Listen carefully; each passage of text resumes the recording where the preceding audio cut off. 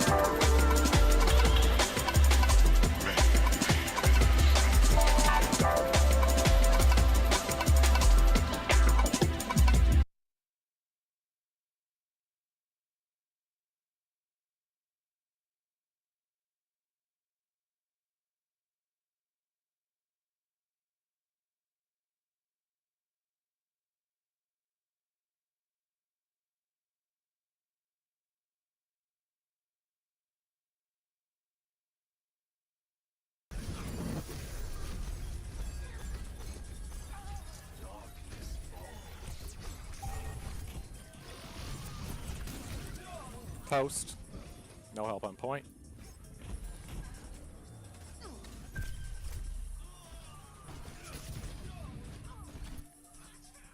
A temper of peace be upon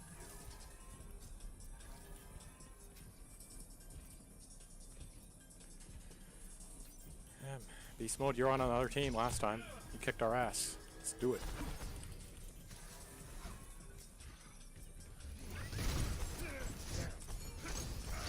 Rising uppercut inbound.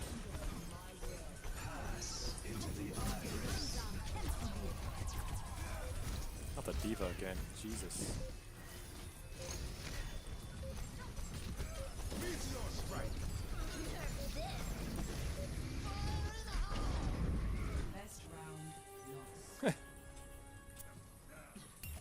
Doesn't even comp.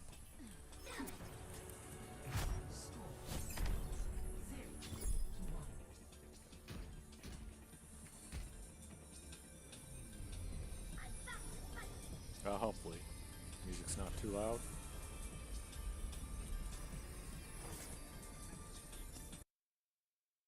Turret, straight ahead.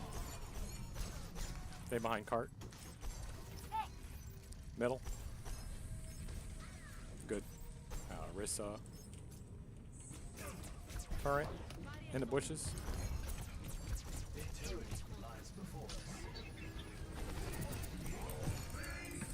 Go.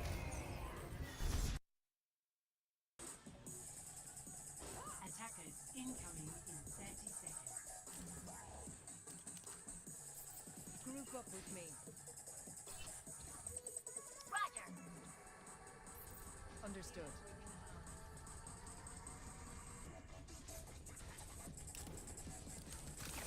This will restore you.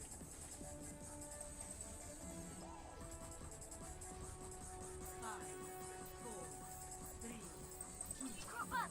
1. Attackers incoming. Defend objective A.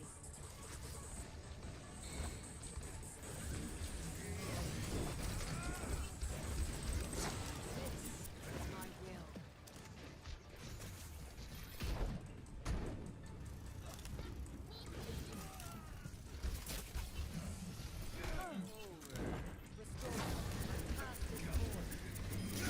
I understand.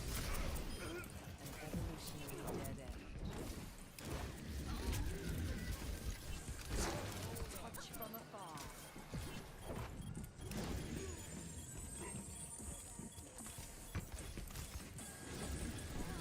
Right flow.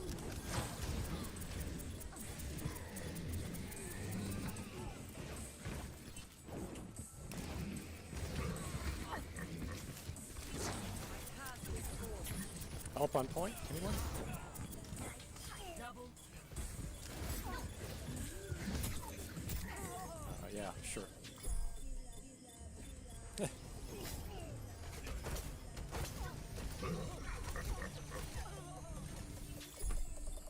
When faced with a setback, That was scary. challenge I was the only one on point.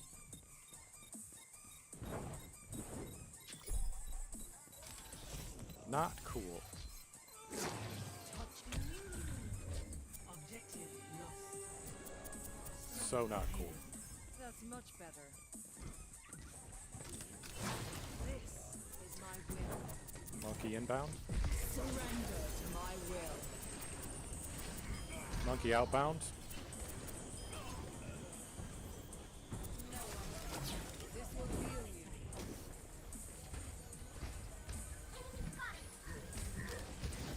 Become Paula. Kill him! My will may breathe. Your strength fades.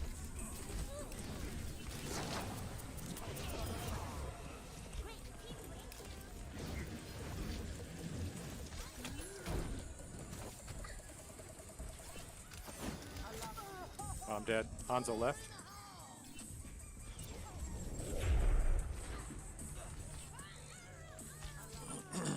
Wow, he's a good shot. I must reflect upon this.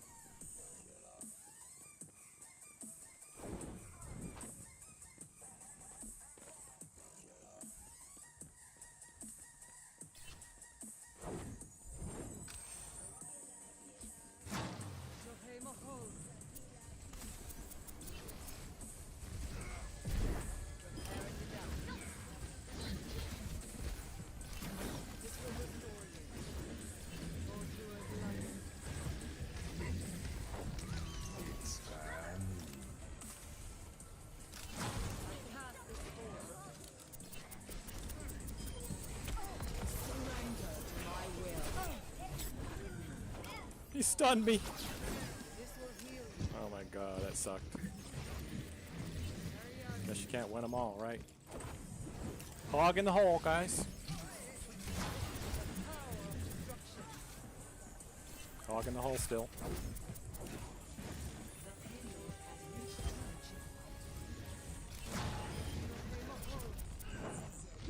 Got a Hanzo, guys. And a Junkrat. Help.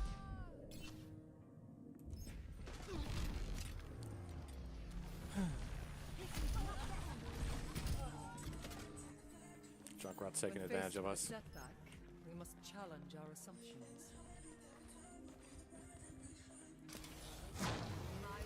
Two tanks inbound. One ulting. I'm toast. I'm just gonna get bounced around here. Oh yeah, this is gonna be fun. Oh yeah, woohoo! Oh, he's dead. Good job. Oh shit, look out. Oh crap, look out. Leave it to the McCree to stun me 6 times. Oh. Wow, the Hanzo, guys.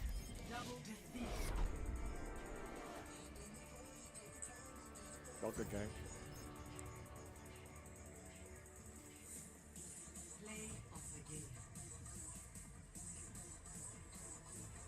Rasted, huh? Yeah, figured you'd get it. There it is, yep. Man, some good shoot. Whew. Oh.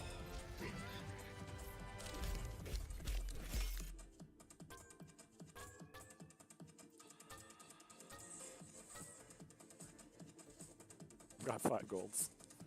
You can't get more than that. I guess you can get 6. Can't get a gold medal for death, though, can you?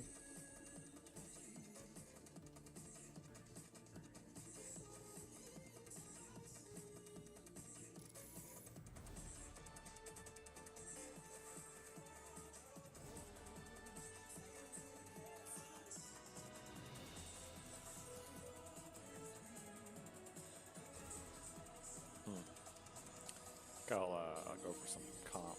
Get out of the 666s. I can't stand that. Necessarily believe in that number, but Now arriving at Lijiang Tower. having that number around does not make me happy.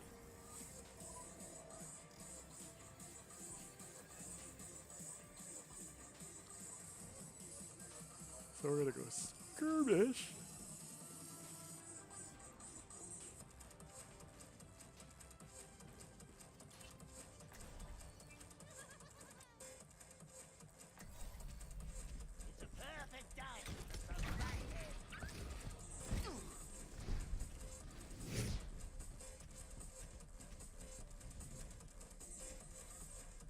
Seems like with OBS running, I got a little bit of a frame drop.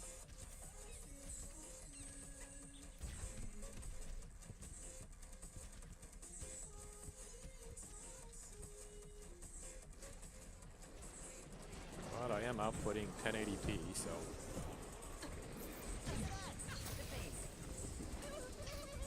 Enemy contact. Sniper left.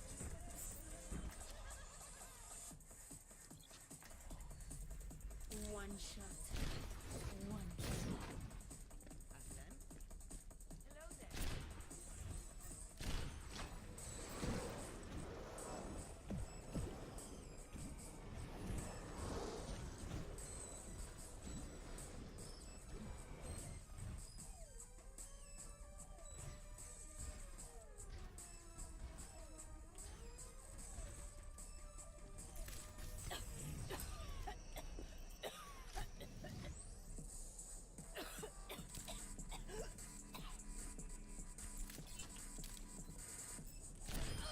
Ooh, headshot.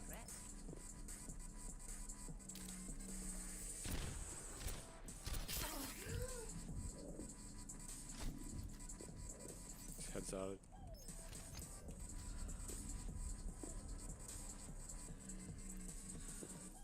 Need to find a health pack. There it is. I needed that.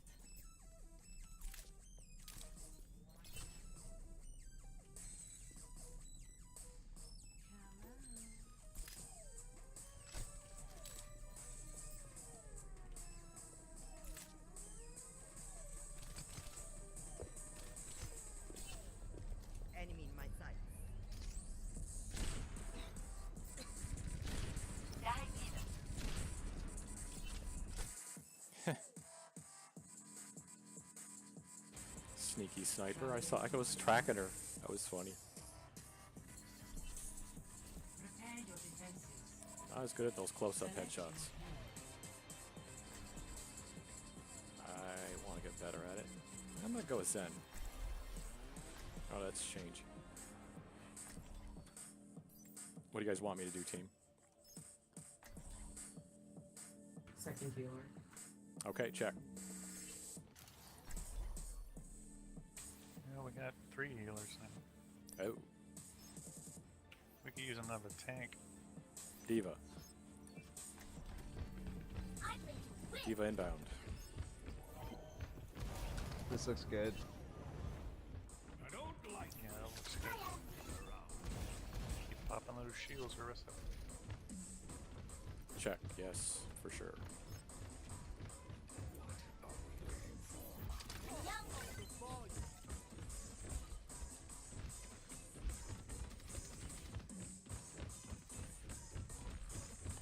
Attackers incoming in 30 seconds.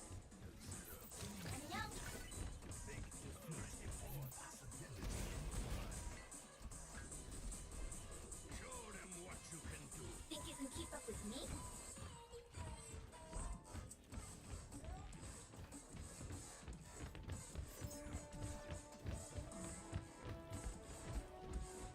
Five, four, three, two, one. Attackers incoming.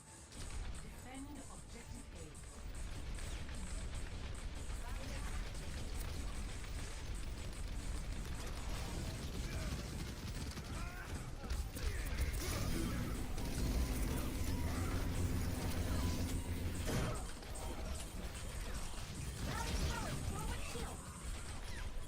Melted. Defense matrix activated. Time to raise my EPN. Get off my point. Thank you. Look out! Look out! Look out! Defense matrix activated. Got a skater. Diva, there's a shield right behind.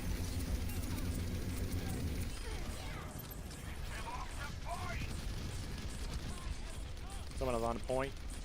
Someone can take care of that. I got one. There's another. Get with it.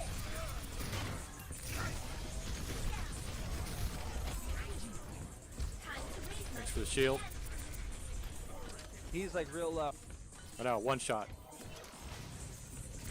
Oh, like I got him! Almost got him! Bracer. One on the left coming through. That was like a Genji or a Tracer. Yeah, Tracer. She's in. She's in. We got Arissa coming on the left side. nerf this. Out, Doomfist! Oh!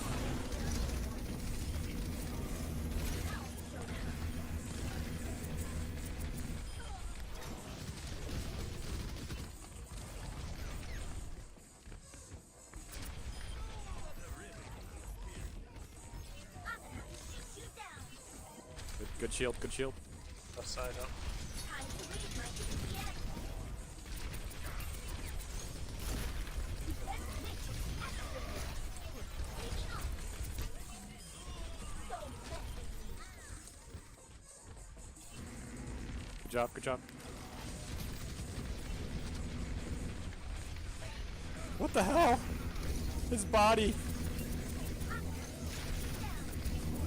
Help, I need some heals. I ain't got nothing for you, sorry. I killed him. Look out, middle, middle, middle, charge, maybe? Yep. Time to raise my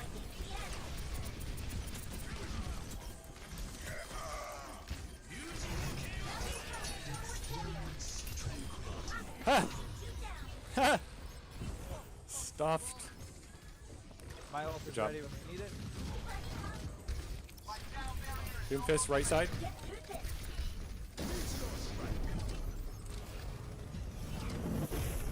60 seconds. Ryan, Ryan, Ryan, Ryan, Ryan, Ryan, Ryan, Ryan.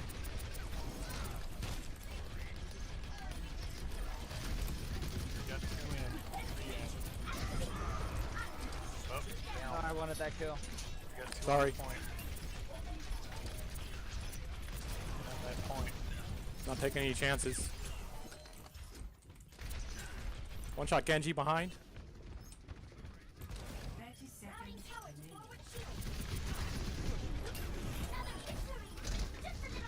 remaining. Okay, say that. Here comes Ryan.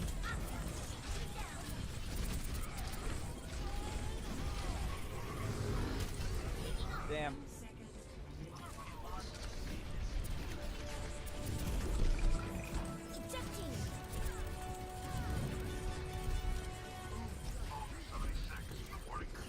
The hell? Get him off! Clear it! Farah, no! Oh, come on. All the way in. I'm out. I died first time. No! We got 3 inbound, guys. Help! Alright, they've got the point. Get in. Junkrat Oh down. no, 85, 86. Ah, Crap! we were so close.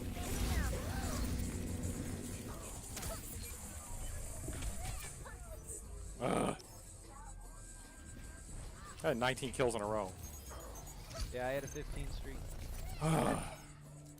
That's a Alright, we got it. Alright, I'm going Bastion to set up in a corner behind. Do not let him get this point. Here comes Spec. Here comes Junk. Junk right side.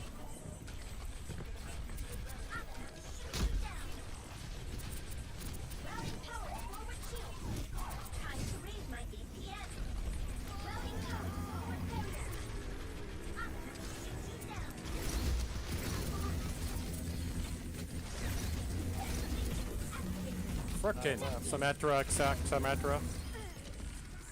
Get that Symmetra, please. Oh my god. Okay, I'm good. Yeah, hunt for her teleporter too. Frick, where is it? Junkrat right side. Probably in that courtyard.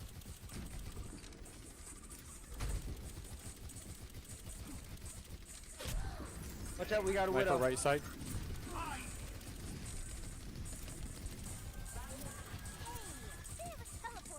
Is that over there? Up top middle. Is it over there? Junk's trying to Jump flank back. my shield.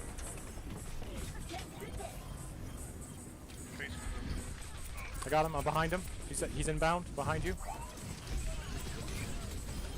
Junkrat down. Sniper right side. Sniper right side. Watch out for the Pharah. Shit, I did not mean to use my shield there. Got her. She's down. I just nerfed on the sniper. Thank you.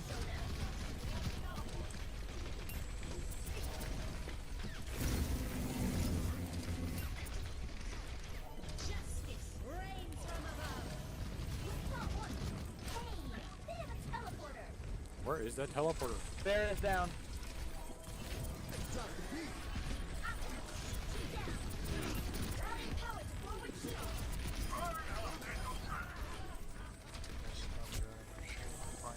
Where is she? Good shields. Good shields, guys.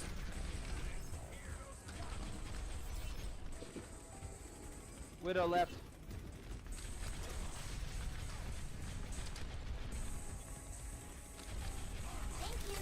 Double shields, good idea. Middle, middle, middle.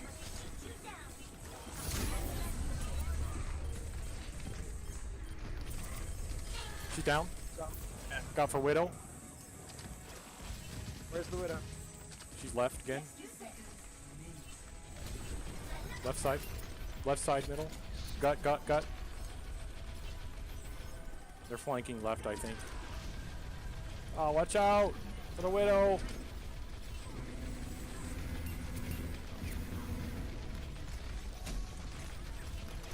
Here they come. There's a Hanzo right.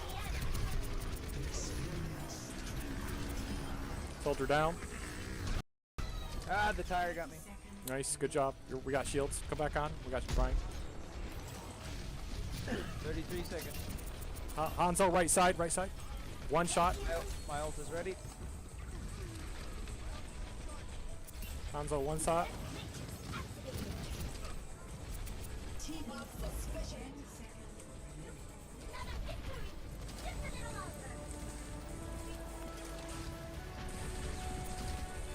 Hanzo, right side still. Oh, we got it. Good job. Good game. Good game. Switching sides.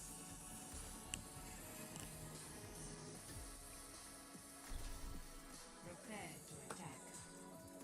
Select your hero. I'm at a stick.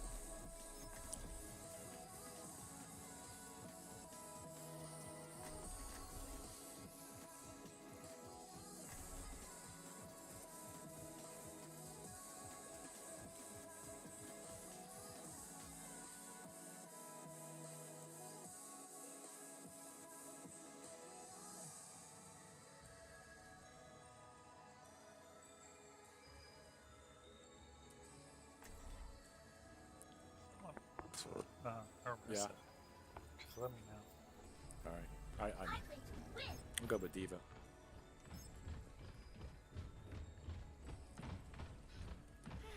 A moment to enjoy some peace and quiet. Probably faster.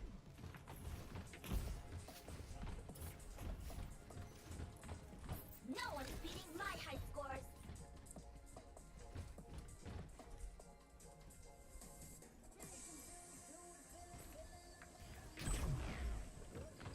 Attack commences in 30 seconds. Hi.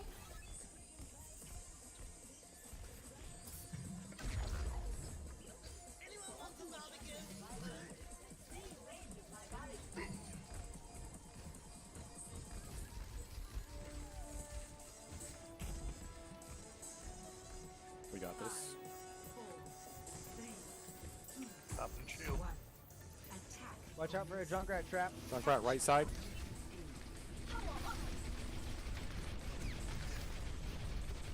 Those two. Okay, Junkrat, right side.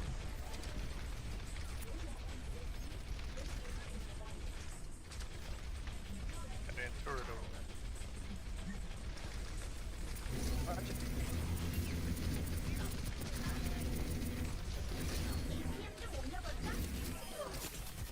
Time to raise my DPS. there. One in behind the camera. Hanzo. In the hole, guys. Hanzo. Junkrat down. Junkrat, come back a little bit. Nice shield, nice shield, nice shield. Push, push, push. I got a Mac, PMAC, PMAC. Oh, Hanzo. Hanzo's down. Push. Soldier, soldier, soldier, soldier. Go, go, Or no, go. sorry. Anna, go, go, go, go. Anna on point, Anna on point. Right side. That's it. Get her, Reaper, get her, Reaper. Look out behind. She's coming in, she's coming in. She's coming in, she's coming in. I will watch over you.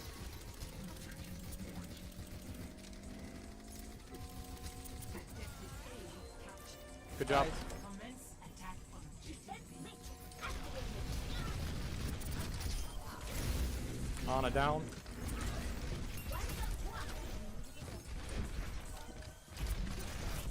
Junkrat down. Ready here? Okay, they gotta reset now. Let's go, let's go. Two of them are down. Oh, you got me. Oh, they got. Yep, good job. Nice shield. They're all set up. Going on.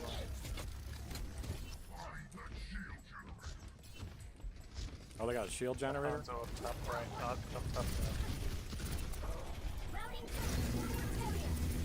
Observe this. Got one. Shut that barrier.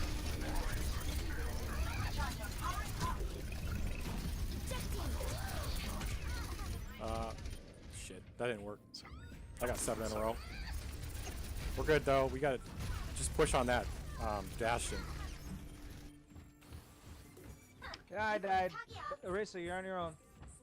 Inbound. Oh wow, they were behind me. Okay, I get it. Yeah, they're flanking.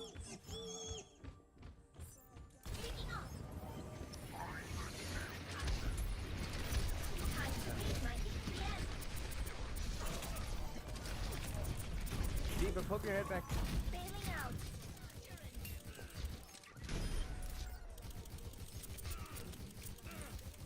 Behind you, Hanzo.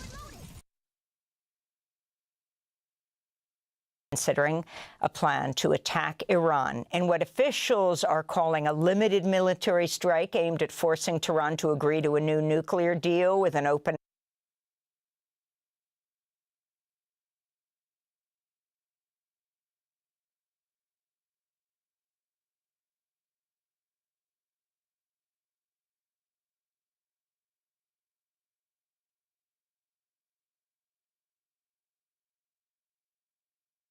assault possibly coming within days.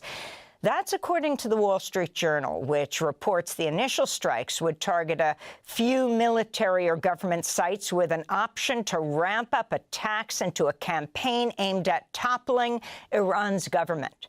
On Thursday, Trump said his goal is to prevent Iran from developing nuclear bombs. They can't have a nuclear weapon. It's very simple. You can't have peace in the Middle East if they have a nuclear weapon. Article 1 of the U.S. Constitution, only Congress can declare war, and lawmakers have not approved any declaration of war against Iran. Congress members Ro Khanna and Thomas Massie have promised to force a House vote on a bipartisan war powers resolution next week after Congress returns from recess. President Trump's threats to attack Iran came as he hosted heads of state and other officials from nearly 50 countries for the inaugural meeting of the so-called Board of Peace, Trump's new initiative to create an alternative to the United Nations. Trump vowed to provide $10 billion in U.S. funds to the board, even though Congress has not approved any such spending, and has named himself the group's chairman for life. Hey, chat. How you doing? Among Trump's board key proposals is to turn Gaza into an upscale. Hey, chat. How you doing? Among Trump's board key proposals is to turn Gaza into an Upscale resort.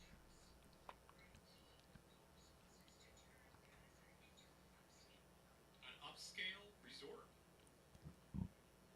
Let's go. seaside resort with gleaming skyscrapers and entirely new cities. Later in the broadcast, we'll speak with Jeremy Scahill. He's like, yeah, that's right. I'm gonna make Gaza like China. Gonna make Gaza like China. Scahill of Drop Site News about Iran, Gaza, and the so-called Board of Peace. In the occupied West Bank, a Palestinian-American teenager has died of his injuries after he was shot by an Israeli settler Wednesday in a village near Ramallah. According to relatives, 19-year-old Nasrallah Mohammed Jamal Abu Siam. Look at his horse. So beautiful. Was fired on as he tried to stop Israeli settlers from raiding his village to steal sheep. Well, he died a hero. At least 11 U.S. citizens have been killed by Israeli soldiers and settlers since 2022. At least he died a hero. Meanwhile, the Committee to Protect Journalists reports dozens of Palestinian media workers held in Israeli prisons since October 2023 have been beaten, starved, and subjected to rape and other sexual violence. The committee reviewed testimony and evidence from 59 Palestinian journalists, finding strikingly consistent reports of physical assaults, forced stress positions, sensory deprivation, sexual violence, and medical neglect. The journalists lost an average of 52 pounds in Israeli prisons. Most of them were held under Israel's so-called administrative detention policy, never charged with any crime. In Sudan, a group of UN experts has determined evidence of atrocities carried out by the paramilitary rapid support forces during the siege of the city of Al-Fasher show the, quote, hallmarks of genocide, unquote. The fact-finding mission said it collected evidence of deliberate starvation and denial of humanitarian assistance, as well as mass killings, rape, torture, and forced disappearances since the RSF captured the key city in Sudan's Darfur region last year. The report outlines 3 acts of genocide, including the killing of members of a protected ethnic group. The UN also expressed alarm following reports that over 50 civilians were killed, including children, in a series of strikes this week carried out by the RSF and Sudanese army in 4 states across Sudan.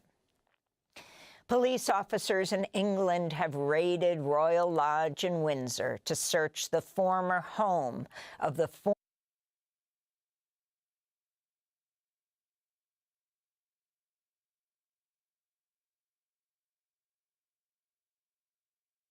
former prince, guys.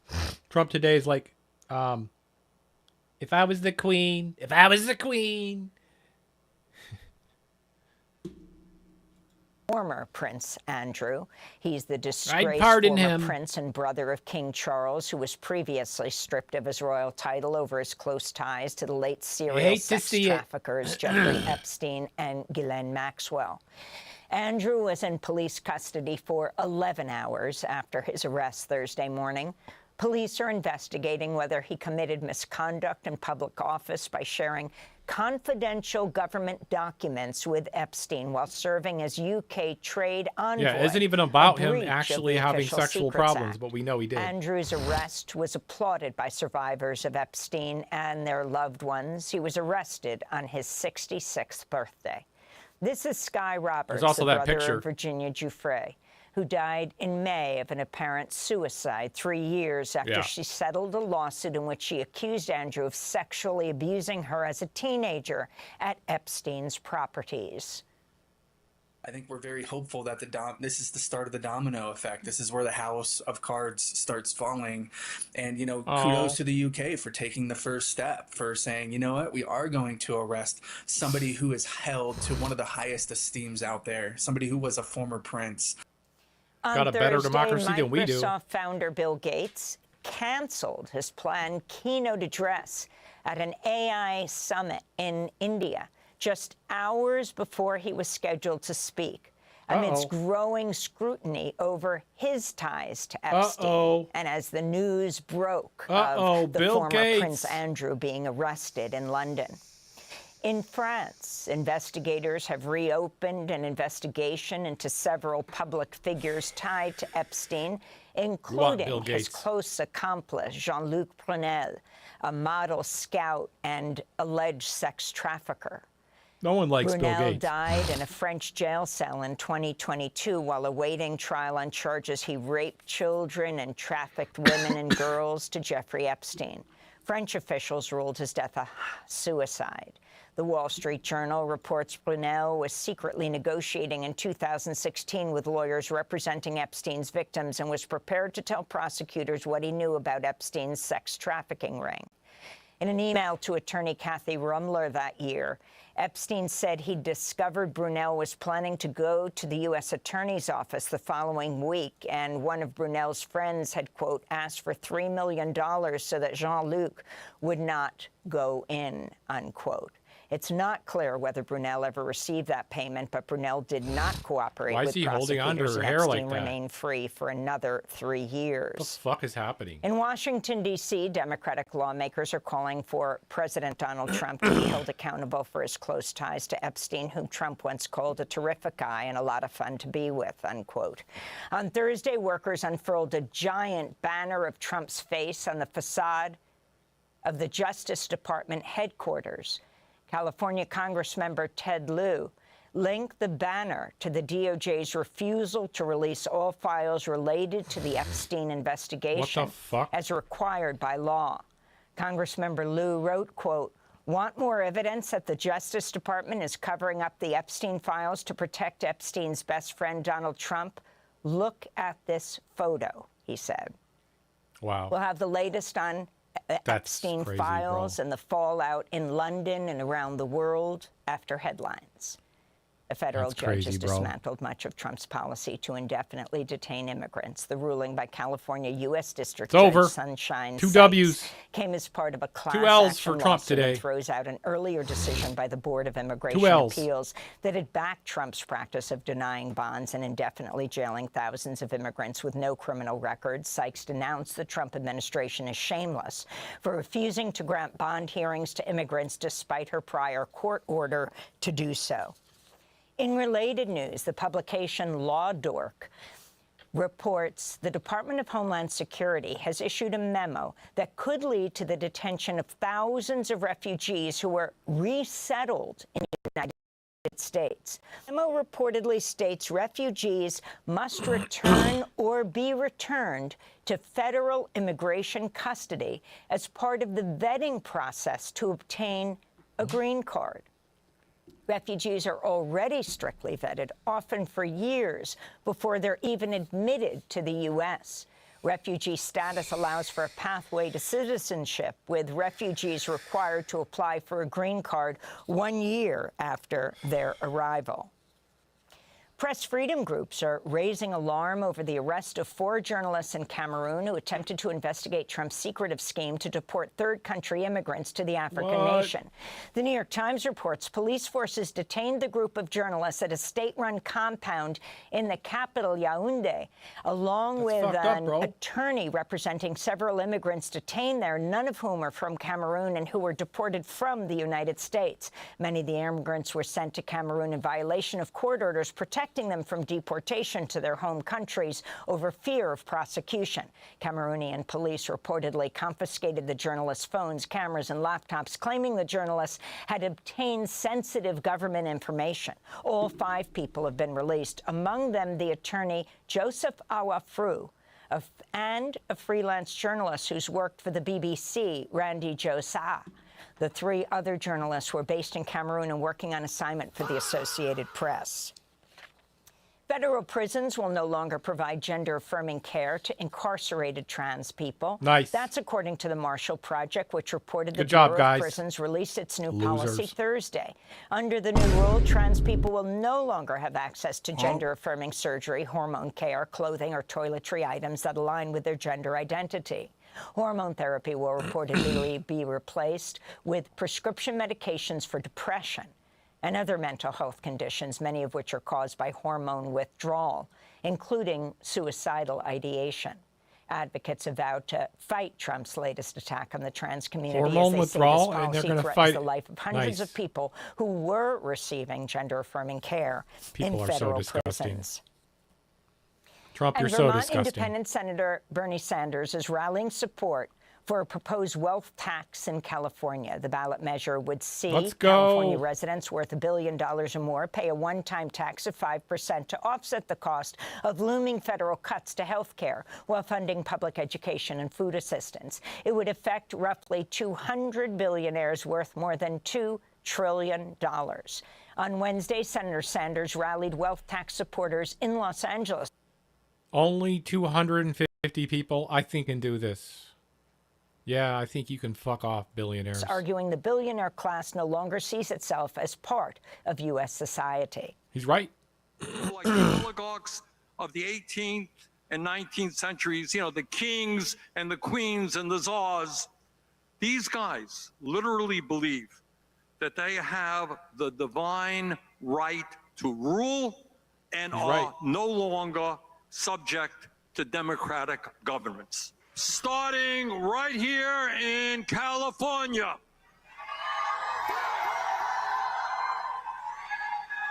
These billionaires are going to learn that we are still living in a democratic society where the people have some power.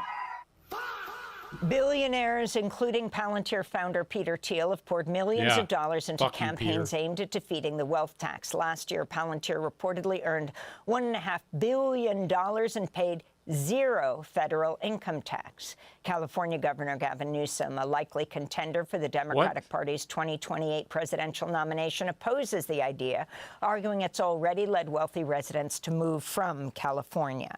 God, This Gavin. is Democracy Now, democracynow.org, the War God, and what a Peace loser Report. take. I'm Amy Goodman. That's Thanks a for loser watching take from Gavin. Democracy Now on YouTube. Literally loser Subscribe take. to the channel and turn. Yeah, fuck you, Gavin. Literally. Bro. bro. You know that's the wrong take. Come on my channel.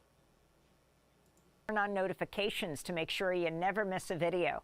And for more of our audience-supported You only have to worry about a journalism, little go to bit of people watching you then. democracynow.org, It won't where you get can clipped. download our news app, sign up for our newsletter, subscribe to the daily podcast, and so much more. We begin today's show in London, following the arrest of former Prince Andrew on Thursday. He was held in police custody for 11 hours before being released in the latest fallout from the release of the Jeffrey Epstein files. Andrew is the brother of King Charles and the son of the late Queen Elizabeth. The former prince is the first senior member of the royal family to be arrested in almost 400 years.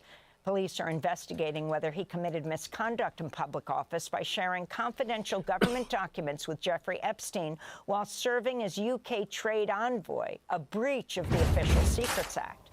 King Charles has said he will give his, quote, full and wholehearted support to the investigation, saying, quote, the law must take its course. Andrew's ties to Epstein have been known for years. Virginia Roberts Giuffre, who died last year in an apparent suicide, said she was forced to have sex with the prince 3 times, beginning when she was 17. Look at this. She's 17 there. On Thursday, Virginia's brother, Sky Roberts, and his wife, Amanda, responded to the arrest of the former prince.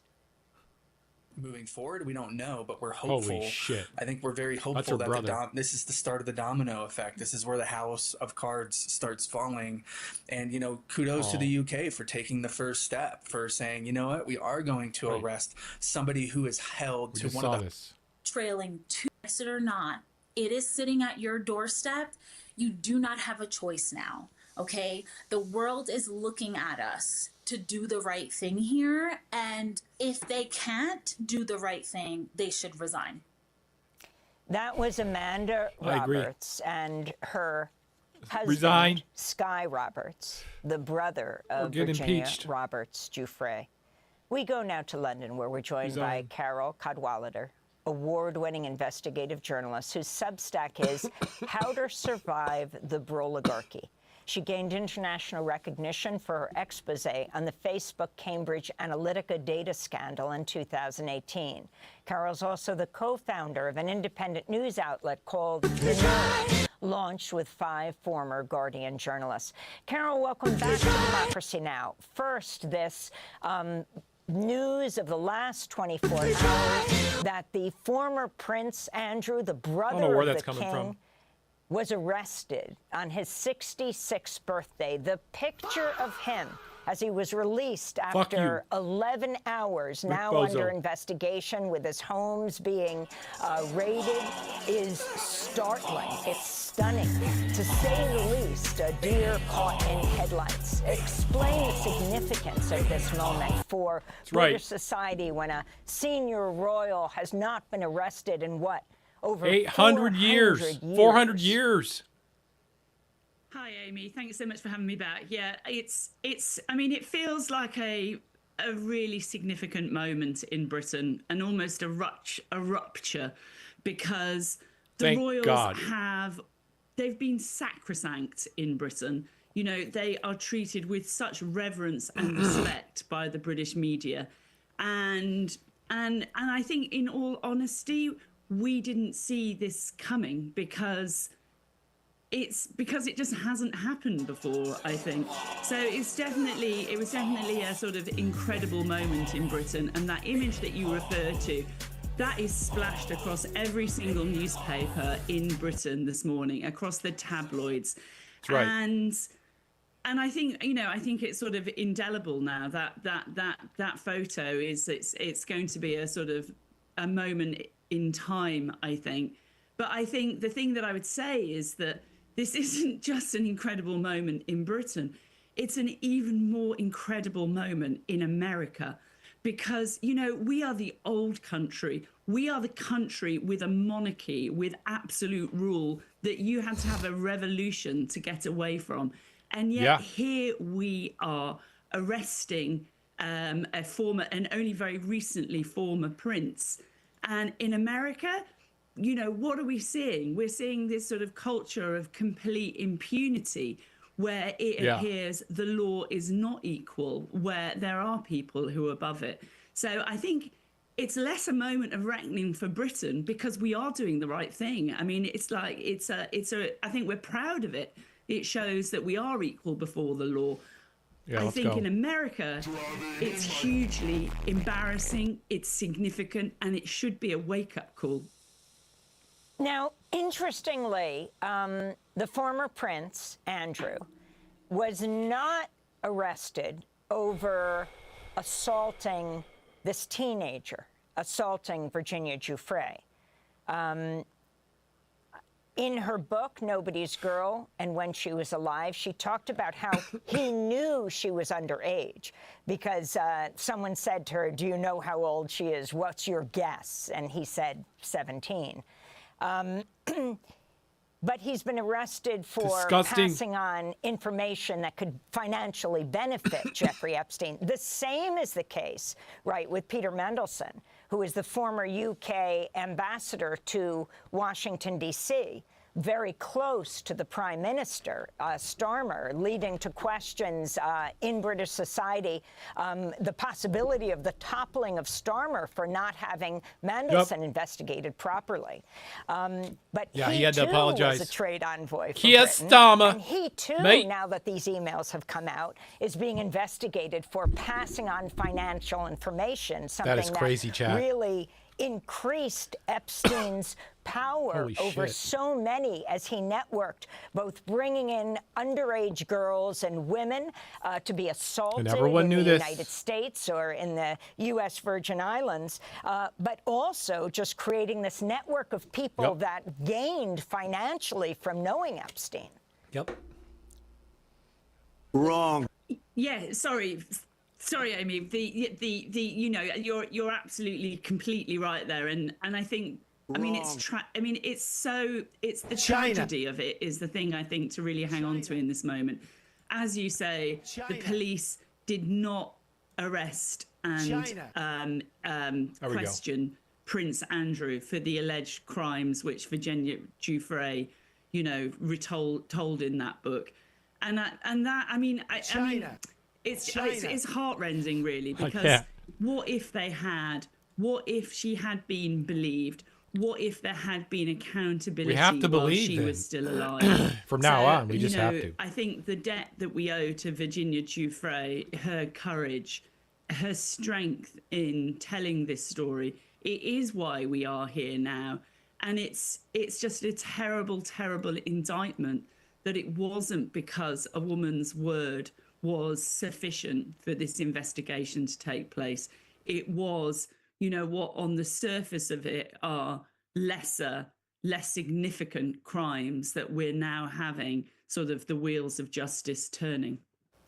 Interestingly, as you're talking, Carol, we're showing that famous photograph of Andrew, the man formerly known as Prince, with his arm around Virginia Giuffre, standing next to Ghislaine Maxwell. She has a cross on, too. Maxwell's apartment in London when she was first assaulted by the former Prince. She has a cross on, too. It's insane. Flash and the window reflected beyond them, because Epstein is taking this picture on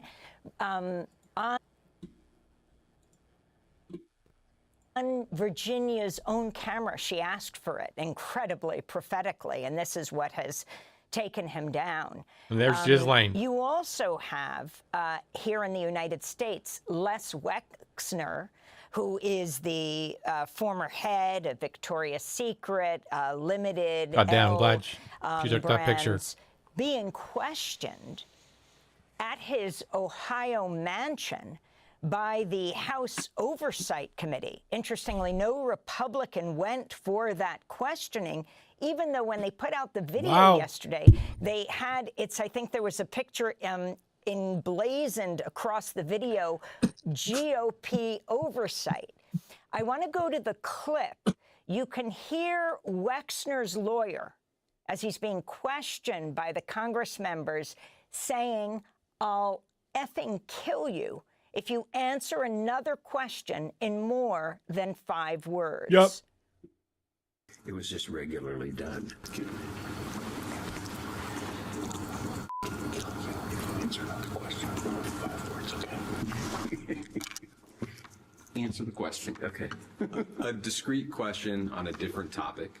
I mean, amazing that we can hear this over the mic, Holy the lawyer shit. warning him. But this goes to a bigger point, and it goes to the word part of the title of your Substack, the Broligarchy. Yep. On the one hand, you have Andrew being arrested, and in this country, the man that bankrolled him, possibly to the tune of billions of dollars, how he had his mansion in New York, how he had his island in the U.S. Virgin Islands, and his mansions now being investigated, the Zorro Ranch in New Mexico, and using Ohio, the mansion of Les Wexner. He couldn't possibly maybe have had even this huge sex trafficking network that has led now to a sex trafficking investigation in as far as Latvia and the former Prime Minister of Norway being investigated, 2 investigations in France being opened. But this Les Wexner, hearing this and having the U.S. Attorney General saying there are no investigations, the case is closed, even though they haven't released Pam Bondi's not another going to say 3 that. million pages. Pam And Bondi. President Trump saying, see, I've been exonerated. And let's forget about it. It's a hoax.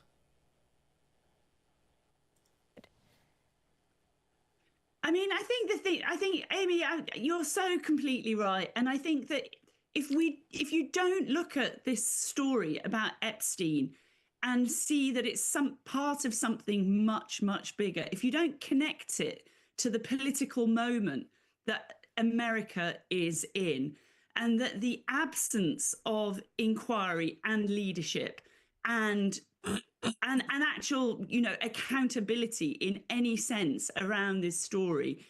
I wrote a piece and I said, it's the dog that doesn't bark. And if it doesn't bark now, it is not going to bark when the midterm elections come. And what, many people, I think, see is going to be a sort of authoritarian assault on them. And I think you don't want to look back at this moment and see that there is this moment in which Congress didn't act, in which the press didn't summon the necessary sort of fire and fury. You're gonna find that happen. You're gonna have that's gonna happen. It's a bellwether. It's a sign. It's this culture of impunity. And so I think that's my sort of message from here in Britain, in this old class-ridden society that, as I say, you had to have a revolution to get away from. We are actually able in this moment to show that there is accountability, to show that people are equal before the law. And you are not. You no longer can. Like, America is no longer the land of the free. Nope. Your constitution is breaking down in real time. And I think Epstein is such a symbol of this. Thank you. And I think in exactly the same way that these women were not believed, that it took these files to come out for suddenly people to go, oh, actually, it turns out that it was not only true, that it went to a far, far, far, bigger scandal and story than we realized.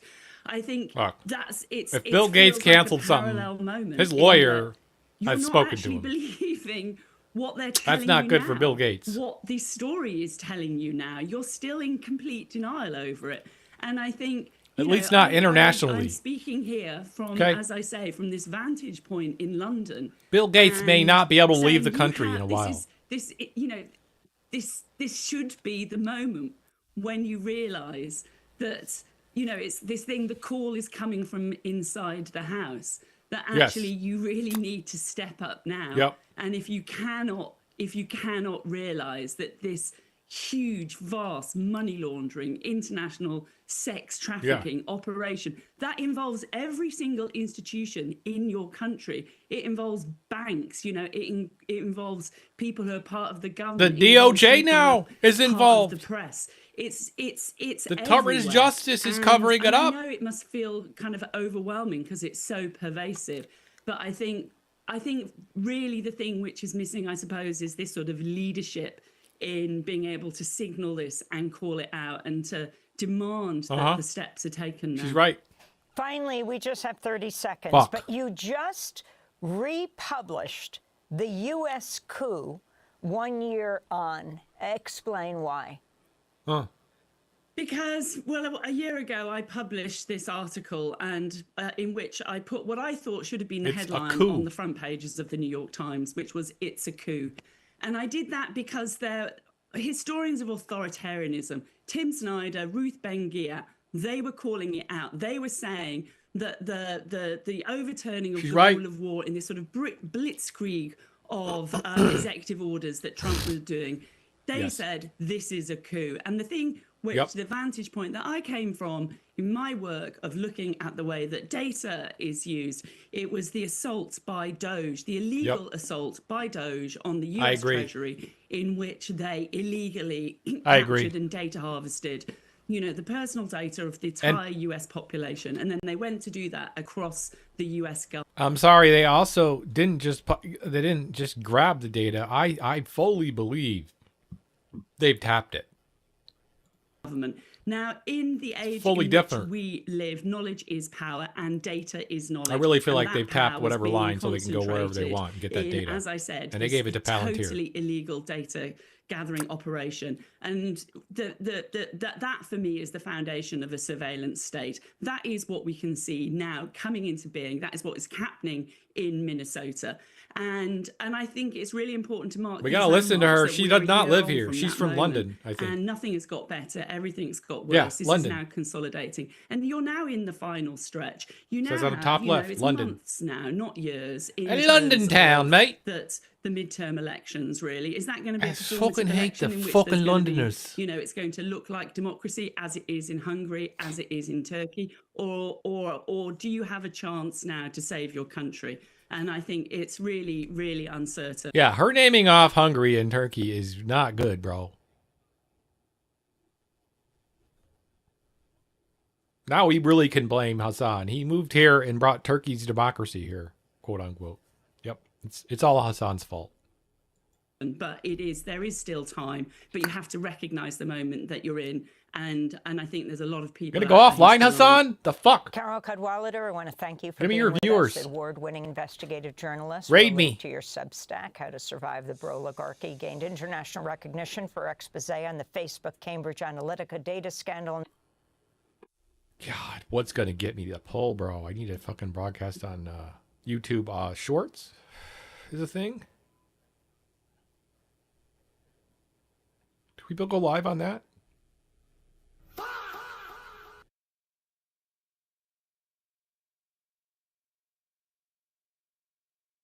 This is Democracy Now!, democracynow.org. I'm Amy Goodman. President Trump's continuing to threaten to attack Iran as the U.S. expands its massive military presence in the Middle East. On Thursday, Trump said he would give Iran 10 to 15 days to reach a new nuclear deal. They cannot continue to threaten the stability of the entire region, and they must make a deal. Or if that doesn't happen, I maybe can understand if it doesn't happen. It doesn't happen, but... By the way, chat, side note, I realized today I've been streaming for 8 years. 8 years! Bad things will happen if it doesn't. The Pentagon has amassed an immense strike force of aircraft and warships and the largest military buildup in the region since the U.S.-led invasion of Iraq in 2003. Earlier this week, the world's largest aircraft carrier, We're the gonna do USS Gerald nukes. Ford, passed through the Strait of Gibraltar on its They're way gonna to send join nukes. the USS Abraham Lincoln Look in at how the Persian decrepit that Gulf. The looks. USS That Gerald boat looks Ford shitty. had been stationed in the Caribbean when the U.S. attacked Venezuela and abducted its president, Nicolas Maduro, and his wife. Trump's threats to attack Iran came during the inaugural meeting of the so-called Board of Peace. I want to say some Trump's things that I new can't say initiative on to stream, create an guys, alternative right to now. the UN. Just letting you know. On Tuesday, U.S. and Iranian Just letting you know, I negotiators can't say the held things I indirect want to say talks in about this Geneva Board of and Peace. left without a clear resolution. Iran has long maintained that its nuclear program is solely for civilian purposes. To talk about Yes. all of this and more, we're joined by Jeremy Scahill, Long for co-founder 30 of years. Dropsite News. His latest piece, Let's go, This is Jeremy. not a dress rehearsal. U.S. engaged in massive military buildup as threat to bomb Iran grows. Jeremy, lay Gonna have out to your trust Jeremy on findings. this one. Well, Amy, what I've been hearing from sources is that Donald Trump has been running around for some time saying that he wants to be known as the American president that forever ended the Islamic Revolution in Iran. And he's even, I'm told by sources, been saying that he wants to complete this before the midterm elections. And so part of what we've seen is that, Trump, who ripped up the original nuclear agreement with Iran, the that dress rehearsal signed was in fucking 2015 Venezuela. Are under you kidding me? President Obama, is that he has used the veneer of engaging in negotiations with Iran as cover to launch more strikes. That was the case last June when the United States and Israel waged a 12-day massive bombing campaign that killed more than 1,000 Iranians. Now we're in the process of Trump saying, I was told a couple of days ago that Trump had made clear to the Iranians that they had 2 weeks to come back with what amounted to a pretty sweeping capitulation to his demands. The Iranian foreign minister this morning said that the U.S. has not formally demanded zero enrichment. But what I understand is that the Iranians have been told that they've been left with no other choice. Missile supply and reducing it dramatically has to be on the table, and also their support for regional resistance movements. Remember, Iran is the only actual nation state, with the exception of Ansar Allah, the Houthis in Yemen, that has launched any sort of attacks against Israel in response to the genocide in Gaza. Trump wants the Israelis Khomeini's head, doesn't he? President Biden, when he was in office, and Donald Trump, to wage these sweeping wars across the Middle East. And so what we're looking at right now is the Trump strategy is either we force them into capitulation and we make a deal that is entirely on Trump's terms, and if they make that kind of a deal that would eliminate large capacity of the ballistic missile system, the Iranians basically don't have any deterrence anymore. And so I'm told that part of Trump's calculation is, look, if we get them to do that, they don't really have a state anymore, and their days are numbered, because it would make them much more susceptible to Israeli attack, not to mention American attack. But if the Iranians, say that their red lines are essentially their self-defense, which is their ballistic missile, why would they give up their self-defense? Then the United States is poised to attack. There's two potential scenarios here. One could be that we see some form of initial limited scale attack that the United States may think would, quote unquote, soften the Iranians. Really? I don't and think if they so. don't come back with capitulation, then you wage a much wider war. I'm told by sources who are in direct contact with military planners and others that in the bigger picture, the U.S. is looking at two possible scenarios. One would be the Libya scenario, where you have U.S. air power that is used to enact regime change, and then you allow chaos and civil war to brew on the ground. Or you have something that they're comparing to a Venezuela scenario. It doesn't mean that they would try to kidnap, Ayatollah Khamenei, the supreme leader, or senior Iranian officials. Are you sure about that, Jeremy? Try to decapitate the leadership and then make some sort of a deal with lower echelons within the Iranian state, akin to what's happening now in Venezuela, where you have American oil companies coming in, and the Venezuelan authorities doing essentially whatever Marco Rubio and Donald Trump ordered them to do.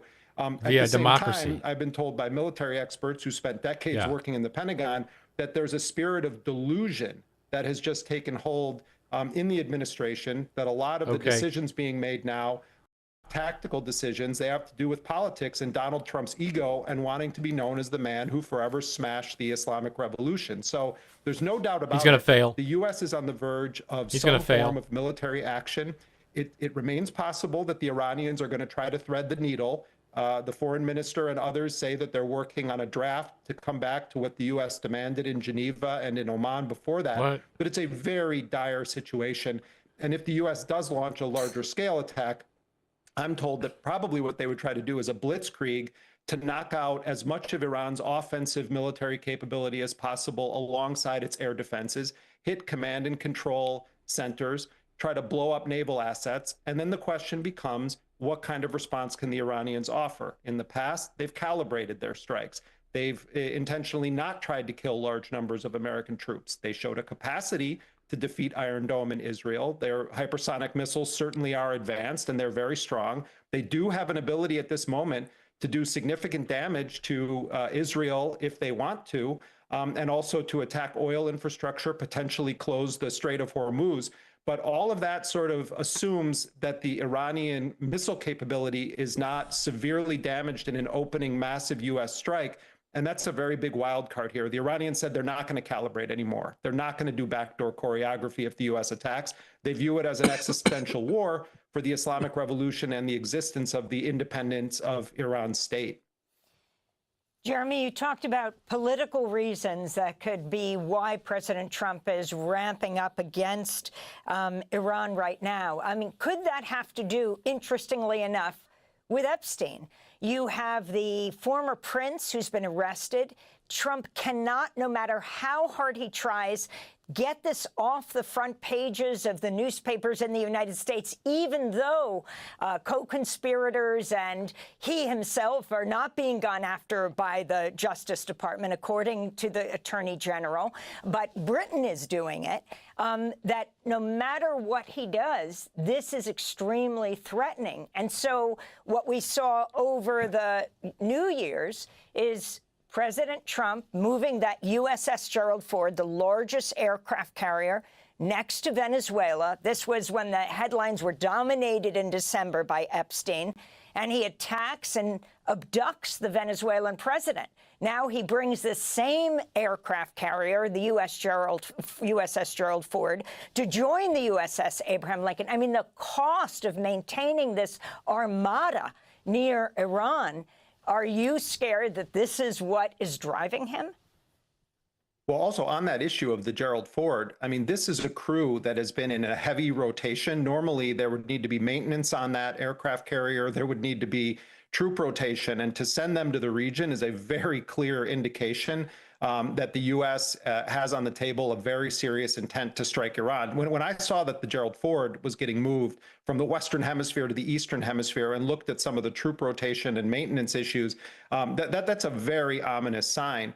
But to your broader point about Epstein, you know, the Iranians have started referring to themselves as being at war with the, you know, Epstein regime, you know, the kind of coalition of nations that are amassing alongside Trump right now in their posture in the world, and with Donald Trump himself being one of the main suspects in this entire thing. Certainly the wag the dog scenario is an element here. You know, Donald Trump is at great exposure because of the Epstein files, no matter how many lies he wants to tell or, you know, how often he tries to distract from it. That certainly is a factor here, but I wouldn't underestimate the degree to which you have elements of this administration right now. It's very different in several core ways from Trump 1. You have elements here who are absolutely obsessed with Iran and destroying the Islamic Revolution. That is not something to be understated. And Trump, I'm told, is walking around constantly bringing up that he wants to forever be the president that changed these regimes in the world.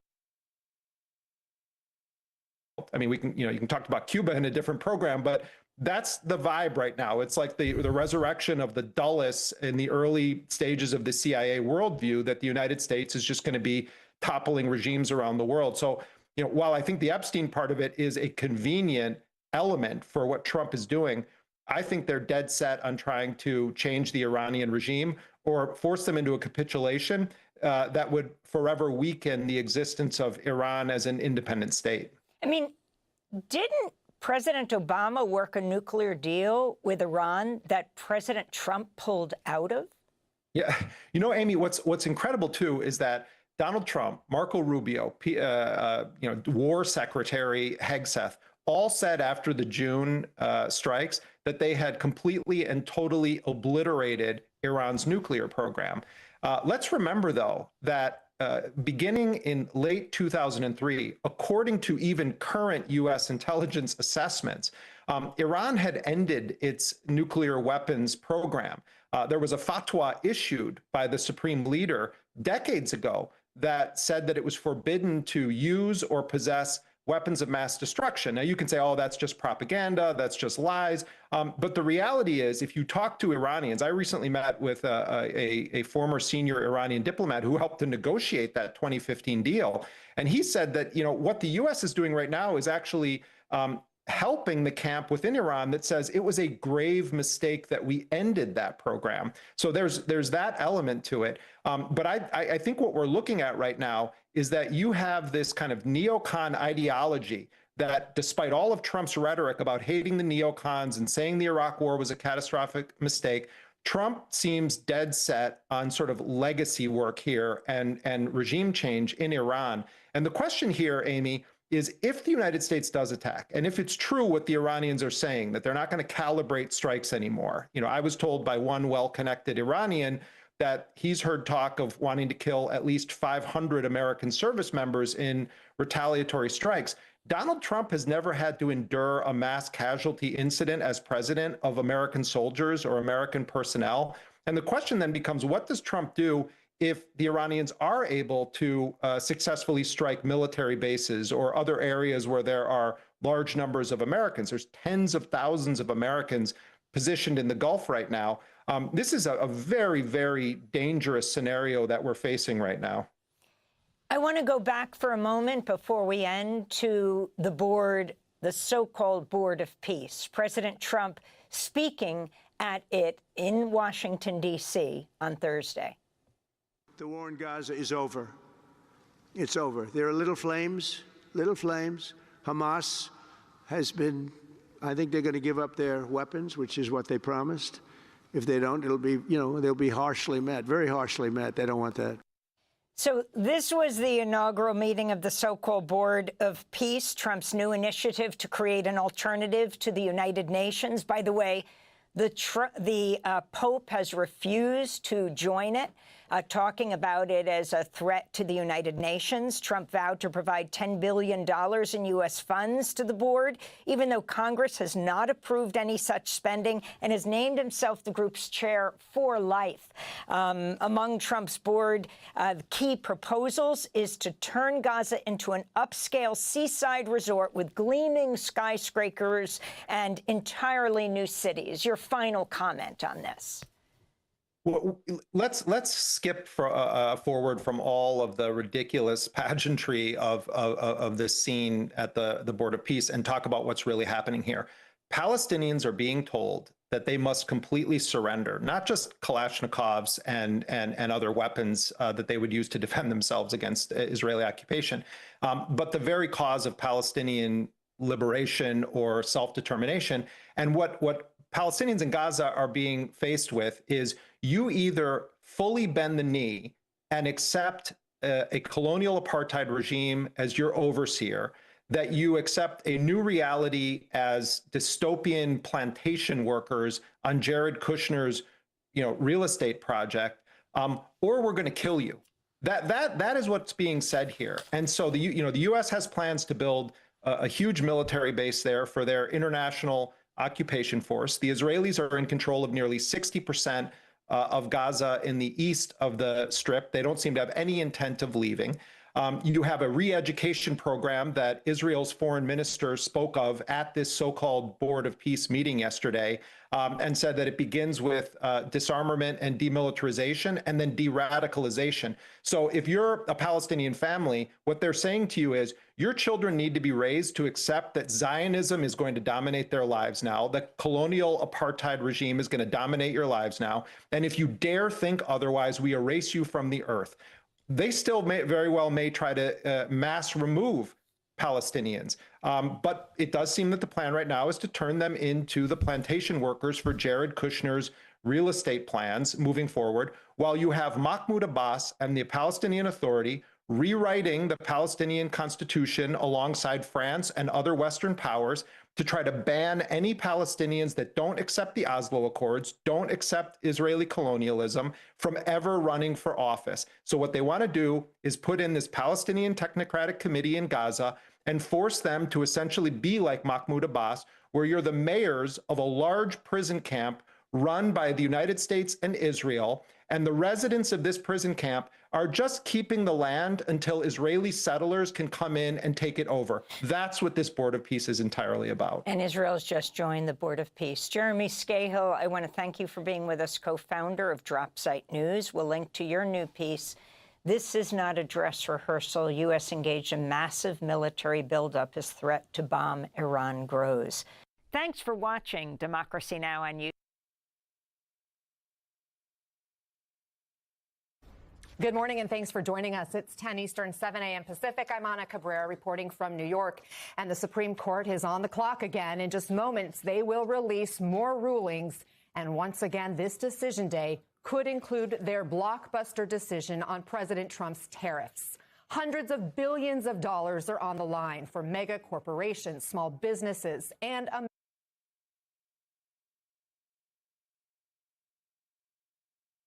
American consumers. But other critical constitutional issues are also in the Supreme Court's hands, from voting rights to trans rights to Trump's power to fire a member of the Fed. Let's go right to MS Now legal affairs reporter Fallon Gallagher. And Fallon, the biggest of all these undecided cases at this moment is the president's tariffs. Remind us what's at stake. Yeah, Anna, the Supreme Court is weighing whether or not the president can use that 1977 law, IEEPA, to impose his tariffs. And I am hearing from our producer inside that we did just get that decision. I have not had a chance to read it yet, but that is the one that we have been waiting weeks for. I know you and I have stood here a number of times waiting to see if today was going to be the day. It appears it is. I'm waiting for it to hit the website, and I'm reading it right now. Right now, it appears that the Supreme Court is ruling that IEEPA does not authorize the president to impose the tariffs. The lower case is vacated and sent back with instructions to dismiss for lack of jurisdiction. I'm looking to see what the breakdown is here. This is a Roberts decision from the Chief Justice. And it looks like it's 5-4, if I'm counting correctly. This appears to be a 5-4 decision that IEEPA, the president, does not have the authority to impose tariffs. Okay, Fallon, we will let you read into it and dig deeper into the ruling. And obviously, a 5-4 decision is not the unanimous decision on such a huge issue you could expect. However, let's go to Lisa Rubin, who is also looking at the decision as we speak. What are you finding? What stands out? Well, Anna, this is going to take us a little bit of time to contextualize because this is a complicated decision. Sometimes we get opinions from the Supreme Court where they divide their opinions into parts, and some justices join some parts and not all justices join all parts. It looks as if while the chief announced the judgment of the court and delivered an opinion of the court, there are multiple subparts in which more than 5 justices have joined. It also appears that there are 3 dissenting justices here, so that there is a dissent from Justice Thomas on his own behalf. There's also a dissent from Justice Kavanaugh in which both Justice Thomas and Justice Alito join. But with respect to the majority opinion, or what we would call the majority opinion, this is going to be like Planned Parenthood versus Casey or some of the other major Supreme Court decisions in which we're going to have to look at which parts of the decision different justices join in. And as you're doing that, Lisa, let me just clarify, because, again, this is all happening in real time. We're looking at it. It's a 6-3 decision, correct? That seems as if it is a 6-3 decision as to major aspects of the holding, but not all aspects of the holding. So it's going to take folks like Fallon and I a little bit of time to dissect which aspects of the opinion all 6 of the justices join in and which are more Who are the dissenting opinions? So the dissenting opinions, again, Justice Thomas filing a dissent for himself, and then Justice Kavanaugh having his own dissent in which Justice Thomas also agrees, followed by Justice Alito. There are also multiple concurring opinions, and in particular, an opinion from Justice Kagan in which she is concurring in part and concurring in the judgment, which means essentially, I agree in the result, but I get there in a different way. So again, we have 170 pages of court opinion today to distill, but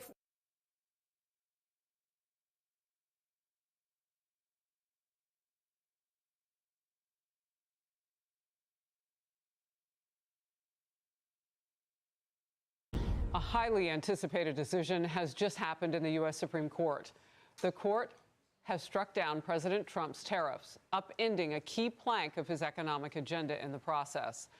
The decision centers on tariffs imposed under an emergency powers law, which the president was using to implement sweeping tariffs on a global scale. I'm Harris Faulkner. You are in the Faulkner Focus. The ruling 6-3. It was issued last hour, with Chief Justice Roberts writing the majority opinion. Justices Thomas, Alito, and Kavanaugh dissented. Reaction coming in fast and furious. Now let's watch together. It goes to the core of the balance between the branches. I think what the Supreme Court was so concerned about is that we have a very strong executive in this country. It's gotten to be more and more powerful. And the key ability of Congress to check and balance those powers is the power of the purse, is the control of revenue.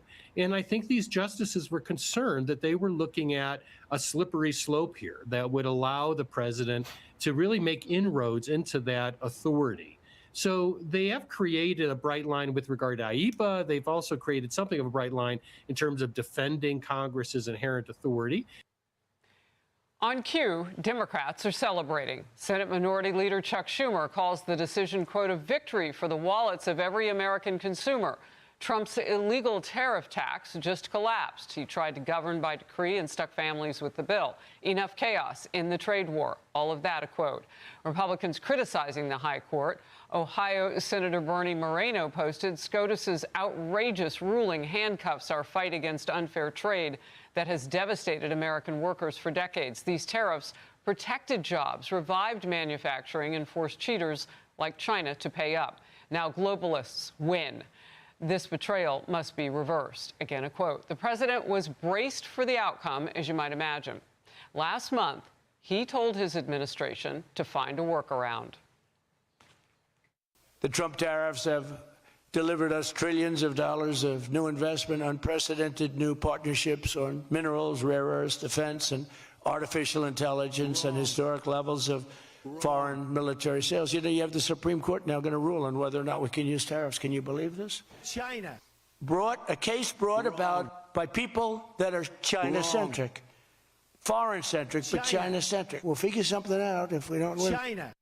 Shannon Bream, Fox News chief legal correspondent and anchor of Fox News Sunday, with more on this. Shannon. Yeah, so Harris, I've talked with Secretary Bessent, Kevin Hassett, in the weeks waiting for this opinion. They clearly knew there was going to need to be potentially another plan, so they are ready for that. But here's what the court said today. There were a couple of things. There was a big argument during the arguments about whether or not these tariffs resulted in being taxes. They were collecting revenue, and clearly the 6-3 majority today felt that was a problem. They also note the statute doesn't ever specifically give the president this power to levy these tariffs. I want to read you a bit from the Chief Justice writing for the majority. Says the president asserts the extraordinary power to unilaterally impose tariffs of unlimited amount, duration, and scope. He must identify clearly congressional authorization to exercise it. IEPA's grant of authority to regulate importation falls short. It says there's no reference to tariffs or duties. The government points to no statute in which Congress used the word regulate to authorize taxation, which is how they viewed these tariffs. We hold IEPA does not authorize the president to impose tariffs. So now what? That's the big question. It came up with Justices Barrett and Alito during the arguments. What happens if we have to unwind this mess? Well, Justice Kavanaugh, in his dissent that was joined by Justices Thomas and Alito, says this: the court's decision is likely to generate serious practical consequences in the near term. One issue is the refunds. Refunds of billions of dollars would have significant consequences for the U.S. Treasury, but the court today says nothing about whether, and if so, how the government should go about returning the billions of dollars it's collected from importers. That process is likely to be a mess, as was acknowledged at oral argument. So we have the big answer, but Harris, now we've got more questions about what happens next. All right, well, we're ready to get more answers. Shannon Bream, thank you for getting us started. Let's go to Carrie Urban, Fox News legal editor, Marcus Lemonis, who's on set with me now, executive chairman of Bed Bath & Beyond, entrepreneur and host of The Fixer on Fox. Great to see you both. Carrie, I'm going to start with you. 6-3, how did this break down? Some Republicans saying that they are shocked and angry. Look, I personally found Justice Kavanaugh's dissent more compelling than that of the majority. And there's this focus on the mess, right? The mess that is likely to take place in terms of refunding and how that, what that even looks like, how that'll even go. And I would argue the mess began, I would say, at the founding of the country, when Congress began to delegate their authority to the president to impose taxes. Not only did they delegate it for the last 250 years over and over again, there are a number of federal statutes that authorize the president to impose tariffs. And Kavanaugh made the point, which I thought was a really good one. He said, he was looking at that history, and he said, well, it looks like the majority What the fuck is she saying, chat? just checked the wrong statutory box in doing this under IEPA. He talks about the mess that's likely to ensue. He talks about the What the fuck is she saying? On trade deals that have already occurred with countries like Japan and the UK and China. But I would say the good news for the Trump administration, though this is a big loss, is that given the other federal laws that exist, he shouldn't be unnecessarily constrained in imposing these tariffs going forward. But I would say that this is a big deal, and that just because something hasn't been done before, a silence, in essence, doesn't mean that it's not lawful, and that majorities seem to take that approach. That, No, they just... This is not how it should be done, so it can't be done. And Kavanaugh says, well, no, wait a second. There's broad language here. No. We look at the history. We look at What is she talking about? He thought, as did Justice Thomas and... So you're going to lead this segment with the dissent? It doesn't matter. I thought we believed in the Supreme Court. Alito, that the president was within his authority to do what he did. All right, Marcus, I'm going to come to you in 1 second. I want a quick follow-up with you, Carrie. So the Democrats who say that this is a packed court, the politics of that now, what does today's decision show us? Oh, well, of course, they're always going to say that, but we have Chief Justice Roberts and Justice Gorsuch and Justice Amy Coney Barrett joining the majority, so it undercuts certainly that argument. But look, I think the president is going to be frustrated by this, given what he's been trying to do. And I would also argue that, he did declare national emergencies at the beginning of, I believe, 2025. And this statute, IEPA, allows the president to broadly regulate foreign commerce when there is a national emergency going on. And so the Supreme Court came in and basically they replaced their judgment for that of the president's in this particular instance. All right, let's move to the money aspect, Marcus. We've just gotten in a statement. I was watching BBC and also Sky News this morning. He's holding up the tariff thing. Those trading partners in Europe, their perspective. That's on right. I handed you from Downing Street the latest statement. It was the new golden era. I was holding up the Trump tariffs. Reciprocal tariffs, I said. These are going to be great for our country. Now I got to pay you all back. It's a mess. From that. So my team doesn't have this for screen yet, but we'll read it together.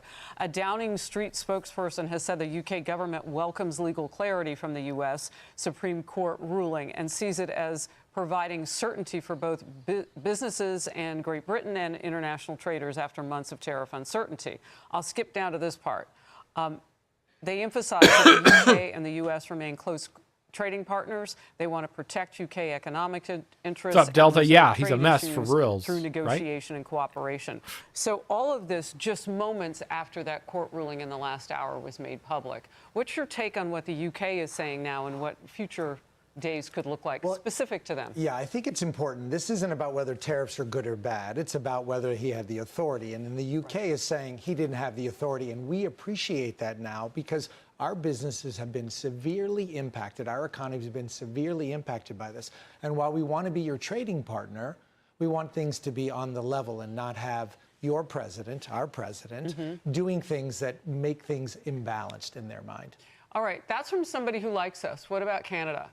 Because I wouldn't call it a love-love relationship there. Canada's got a different problem. Remember 301, which is aimed at China, and 232, which unfortunately Canada is the biggest sort of loser in that situation, is not getting out. This isn't going to change things with Canada around aluminum and steel.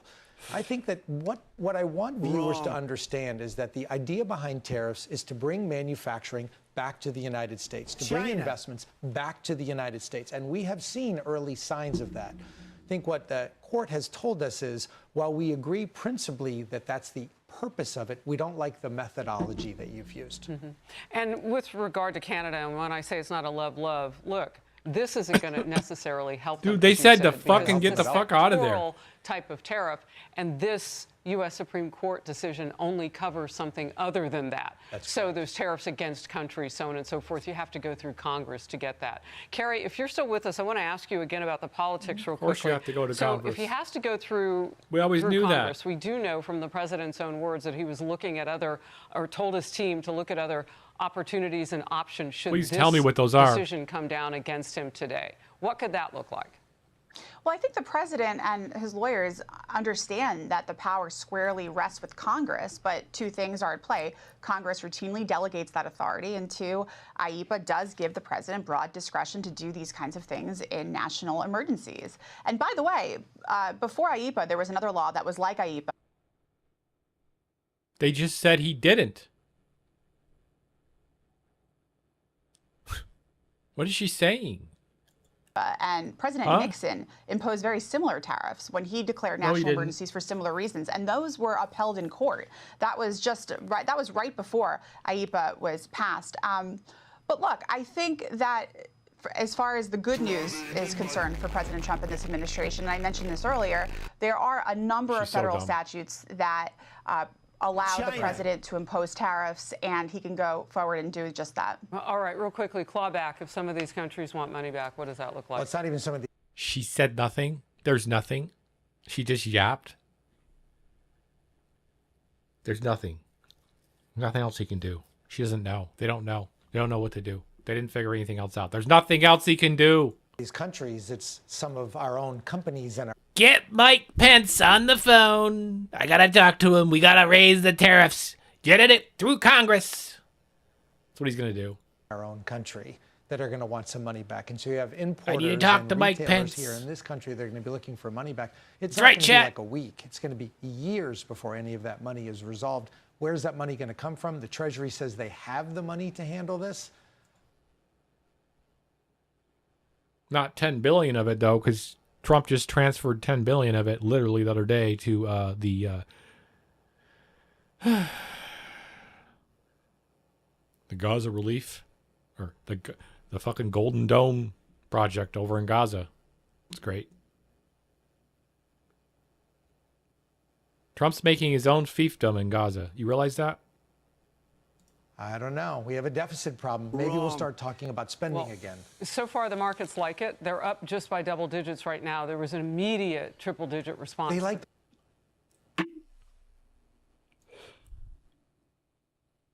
But I would say the good news for the Trump administration, though this is a big loss, is that given the other began to delegate. What was made public? What? Canada.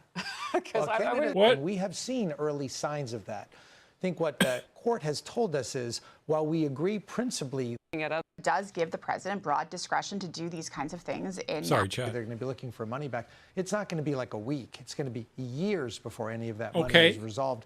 Where's that money going to come from? The Treasury says they have the money to handle this. I don't know. Why is it going to be years then? Problem. Maybe we'll start talking about spending again. So far, the markets like it. They're up just by double digits right now. There was an immediate triple-digit response. They like the predictability. Right. That's what they like. Carrie and Marcus, thank you for. Hello? How do you purchase? Say you're a distributor in the United States of America. Imagine you sell widget number 7. Actually, you sell widget number 87.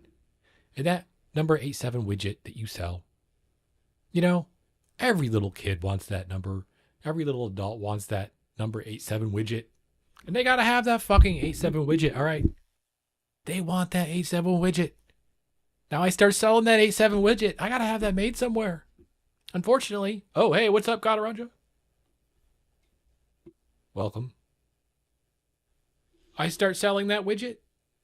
I start 3D printing it, right? In my house. I get 15 3D printers back here. Eventually I'm like, fuck, I can't keep up. What am I do? So I have to order some from China, right? Perfect timing. They got the manufacturing. They can spit it out in 10 minutes. I got 10,000 of them. Okay? They only will give me 10,000 reasonably. That seems reasonable. Maybe 20,000 of these. I gotta buy 20,000 of these. I don't have orders for 20,000, but I know I still can't keep up with my orders. I got problems. I.e., I need to elevate my manufacturing process. So I order those 20,000 of my product, my 8.7 widget. And I have them shipped here on a boat. It arrives in the port in San Jose. And it's a full container of my 8.7 widgets. Correct. I go down to said dock as the provider of said 8.7 widgets. I own the company. I am 8.7 widgets. I am the person. I pick up my said container. Trump says I have to pay 400% on this. So I paid the factory $1,000. I have to pay $4,000. Okay? Before I can accept those goods. Okay? They will not give them to me until I pay that money. So I've now ordered that product ahead of time. I know this is a long story, but I've ordered that product ahead of time. I have 20,000 of them. I now have 5,000 orders coming in. Okay, I can pay some of that back. I can pay my money back. I'm out. I'm out money, remember? I'm out those widgets. I'm going to sell them, I know, because I'm good. But I've paid way too much for them. Okay? That is how companies operate. And this fuckface is like, yeah, they like the predictability of not having the tariff go from 50 to 40% depending on the president's mood. It's like, yeah, no shit, homie. Like my little widget prediction situation I just told you about affected my business by maybe $10,000, if not more, that I had to put out. Do I then raise my 8.7 widget price? Of course I do. Of course I do. And the president's like, no, it doesn't affect the consumer. Go fuck yourself, sir. Okay, story done. Being with me. Hey everyone, I'm Emily Campagno. Catch me and my co-hosts Harris Faulkner and Kaylee McEnany on I didn't pre-think it. That was ad lib.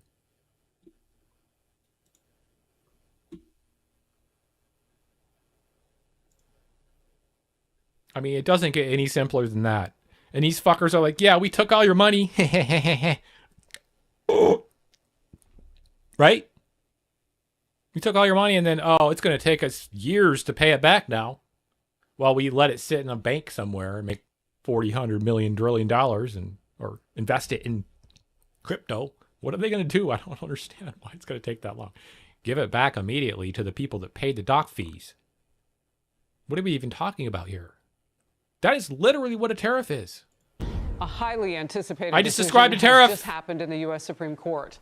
The court. I personally think I described how a tariff works better than anyone on the news takes the time to do.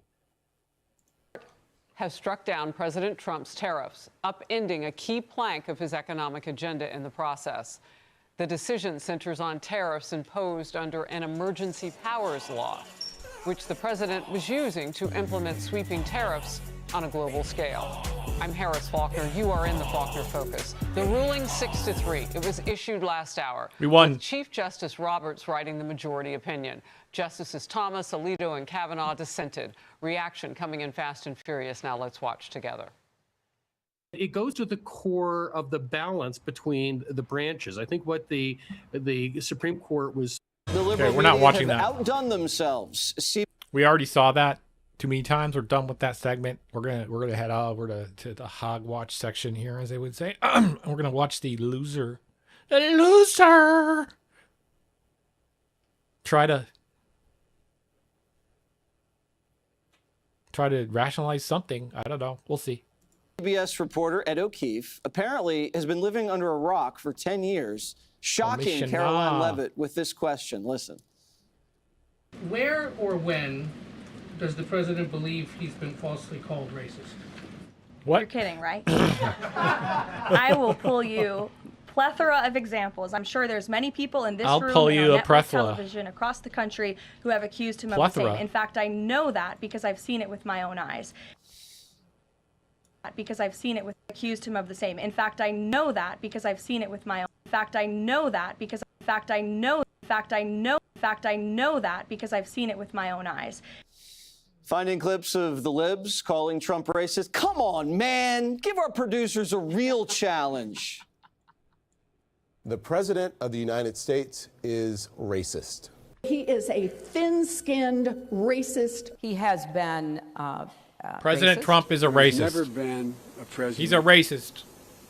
In American history who's been so openly racist. A racist in chief. The president oftentimes resorts to very bigoted, xenophobic, Islamophobic, racist rhetoric. Yep. But the racist Trump narrative didn't land with everybody. The president getting...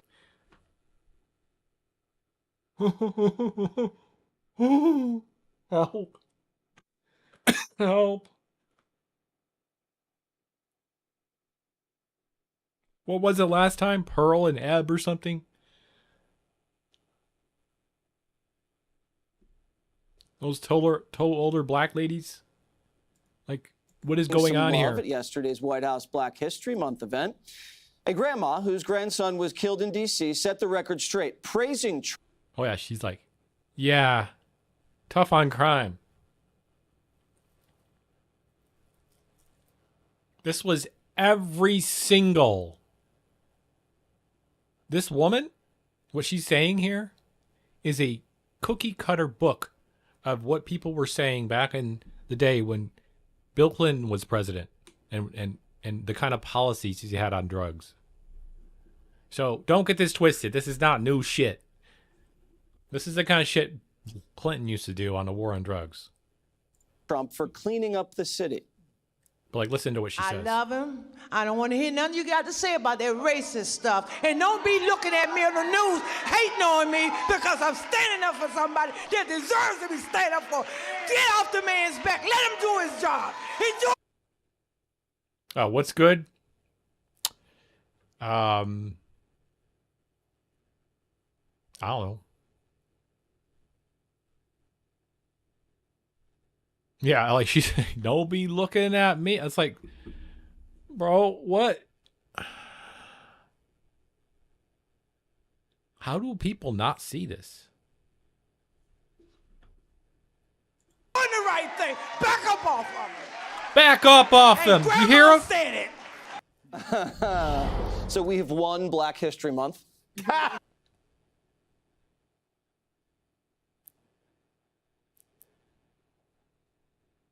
When my mustache twitches, it means I want to say some shit that I shouldn't.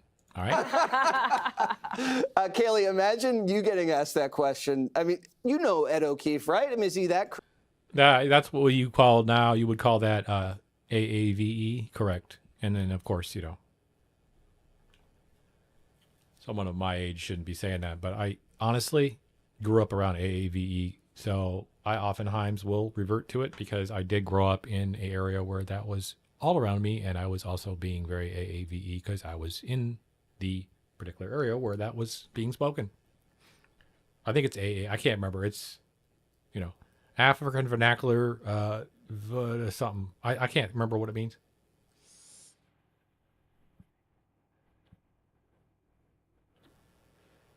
Oh, the only reason I can understand even certain people, like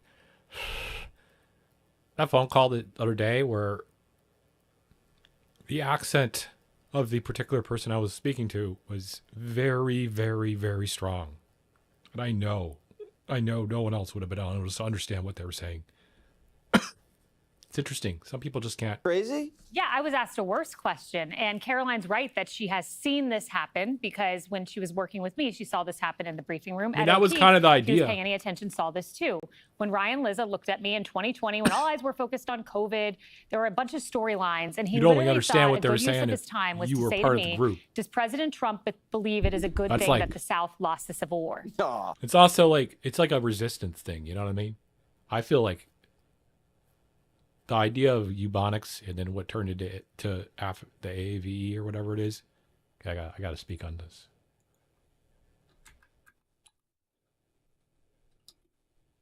Yeah, I think I got it right. Yeah, African American Vernacular English is what it's called now.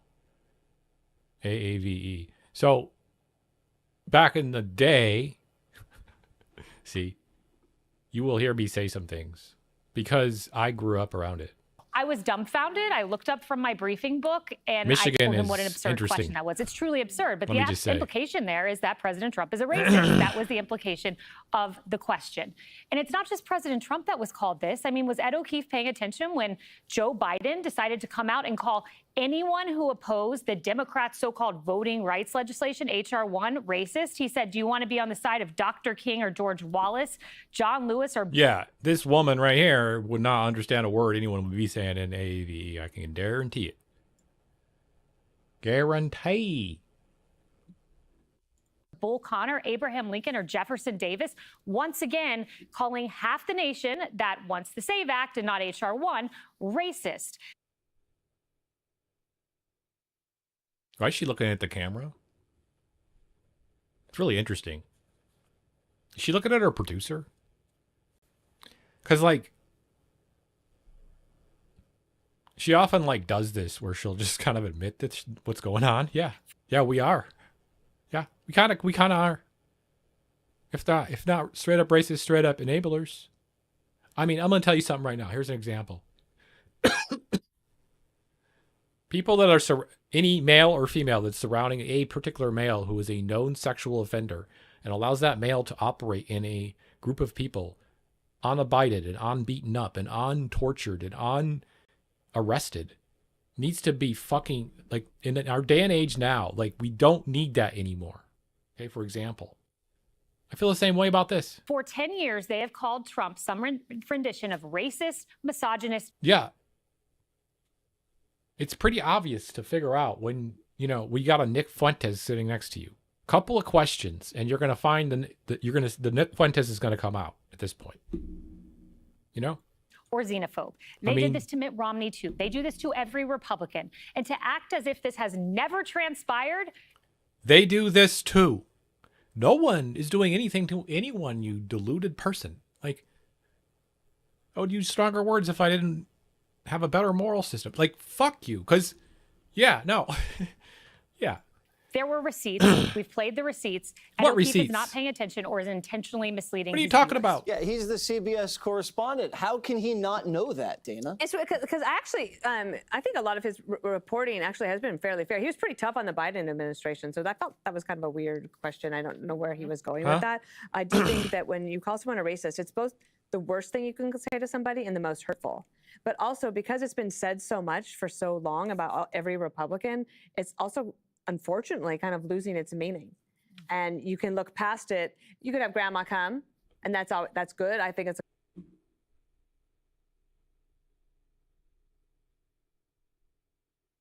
So if I call you a rapist consistently and you don't deny it and you lean into it, does being called a rapist now lose all its meaning? I'm sorry? How do you come to that conclusion as a walking human being scattering upon this earth like this woman is?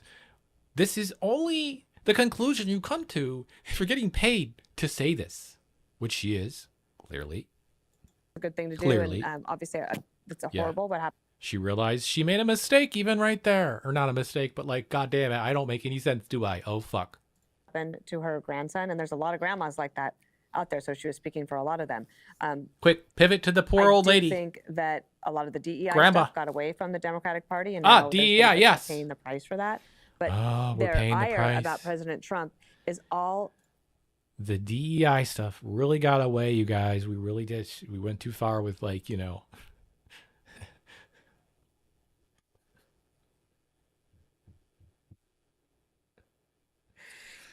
Holy shit. They're so good at using fucking dog whistles, y'all. They just are. They're so good at it. Name calling, Especially and her. it's very rarely policy. And what's weird too is that no policy. Let's just say that their big issue right now is ICE.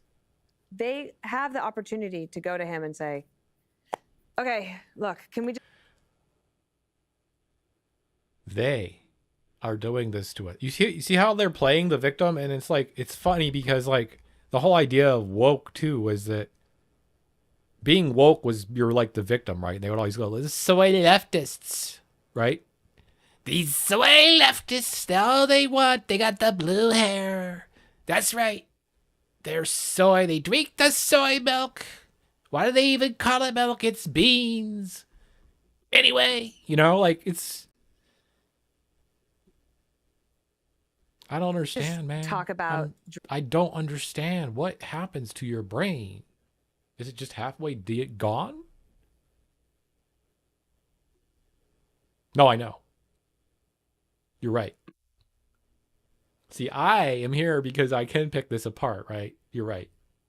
And they don't give a fuck. Oh, I don't do Zanny, bro. Yeah, no, exactly. I don't. That's why. Dreamers. No, that's right, and you're right. These neurotypicals are just, they just go along with the game. You know what I mean? And you got to yell at them. So yeah, you're right. You messed up.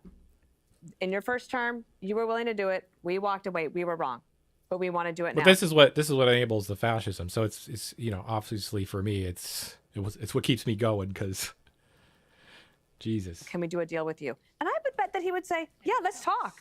Let's do something. But they don't really want to do that. It's like the name calling supersedes everything else. Yeah, it's like we were talking about in the first segment, Greg. It's either F Trump or he's racist. And then when you call him out, they're like, I didn't say that. And worse, no one really speaks for the real racists. You know? No. We'll say, I'll double down on being one. What do you mean? No one's saying, no, I didn't say that. I don't think Joe Biden's going to say he didn't say that. Who are basically suffering from stolen valor every day. Huh? You have David Duke sitting at home going, they're calling everybody racist after all the work I've done. Nobody. He actually believes what he's saying, though. That's what's even worse. Even remembers me, and instead they're calling everybody. They're not really racists. They haven't worked for it. Like, you know, I don't know why he said that. I mean, it's like saying like Joe Biden never tripped or Hunter Biden never had sex with hookers. Everything's on tape. Bro, it definitely got you animated. I think that was the whole idea. So, remember, you're on TV, sir. I feel like the media is just lost in the wilderness, and they don't even know how to salvage their credibility, so they're not even trying. In the current state, it's just like we just show up. The media is like somehow, they're like undergoing the equivalent of a blackout. You know, when their past embarrassments are pointed out to them, like Forrest Gump was autistic. In fact, I would say that he's the first positive portrayal of an autistic person I've ever seen in a movie. The first one I would see in a movie would be him, probably. Now that I look Joe back. Biden or the Russian P tape or whatever, they don't remember. I don't mean like autistic in the sense like, I mean modern. Right. Not other people's idea of what autism is, which is basically someone that's not functioning, which is autism as well, but it's just the spectrum, obviously. Yes, true. He was a fast runner. He did like interrupt the president too, I think, which is kind of interesting. It's like when I But I mean, that's how Tom Hanks played that part to me. That's how I read that, which was good. go to you, Dana. Do you remember what you did at the restaurant last night? It was very embarrassing, right on the table. It's not true. When you say stuff like that. I didn't go to a restaurant last night. Yeah, that's all you say, because I don't remember I it. never went. They treat it like a blackout, and they're so used to getting away with stuff What that is he they just talking do it about? out of habit. I also don't think they're aware that you have What? like 200 million people who can grok the crap out of this stuff. Like, it's like that montage we used to go, like, producers. What? Grok the fuck? Yeah, Grok 4.20's about to come out, guys. Actually. Would have to take time to do it. There's like 10,000 people doing that this morning on Grok. Everyone now is a master debunker. Yeah, when you ask Grok to describe like white racism, it's not like Grokopedia, for example. It's like the first thing it talks about is oppression against white and racism against white people. And then at the very bottom, it vaguely says something else about, oh, well, there's some pushback a little bit on whether or not there's actually a, white racism or not. But every single thing before that is like Elon Musk's argument for white racism. I.e., those poor South Africans. The only refugees allowed in are white South Africans. White! Master Jabbar, you bringing that up now? All right, Jessica, defend your party, defend your pathetic people. What a question. The fuck? They're yucking it up. They think this is a gotcha. Like, it's hard to pretend. I mean, I got what you're saying, like, but they think they think this is a W for them. Good for them. All right. Ed O'Keefe, They don't even understand that this is an actual on-screen W for us. I don't know how Ed O'Keefe votes, so I don't. Oh, think I do. That's fair. He's a Democrat. I don't That's right, think chat. why, because he asked Caroline Levitt a question that could be. You think that guy, Ed O'Keefe, is a Trump supporter? I don't know. He could be impartial because he's a journalist. He could be an impartial. You go with that line. Wrong. Come on. Haven't you watched these briefings? Yes, I have. They don't sound like Republicans. Oh, I mean, the new media Speak. side certainly sounds like Republicans that are in there. Is saying, Ed like, new media? He's No. about as old as Dana they get. just led with CBS. he was actually very hard on the Biden The administration. Biden people really didn't like him. Okay, But, so there you go. He's like an equal opportunity person. Okay, All right. okay, but he I'm wasn't like surprised you Ducey. didn't go for He it. wasn't Ducey. Who cares? He's Shut up. religious, So he must be a Republican. I'm shocked you didn't go for that. No, you one. guys believe in God too. Oh, that's so nice. I'm different from what I feel like you said a couple weeks ago. Obviously, there are a cajillion montages of people accusing Trump of racism. I think a lot of it is very well founded. Hold up. Don't touch the pan. Wait.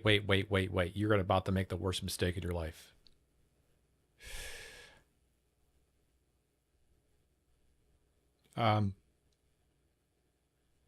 Get that pan hot with some oil. A good amount on the bottom, not too hot, but the oil is just, it's a little bit on medium. Don't. Yeah. Fry the onion first in a good amount of oil with salt and pepper. Okay? Number one.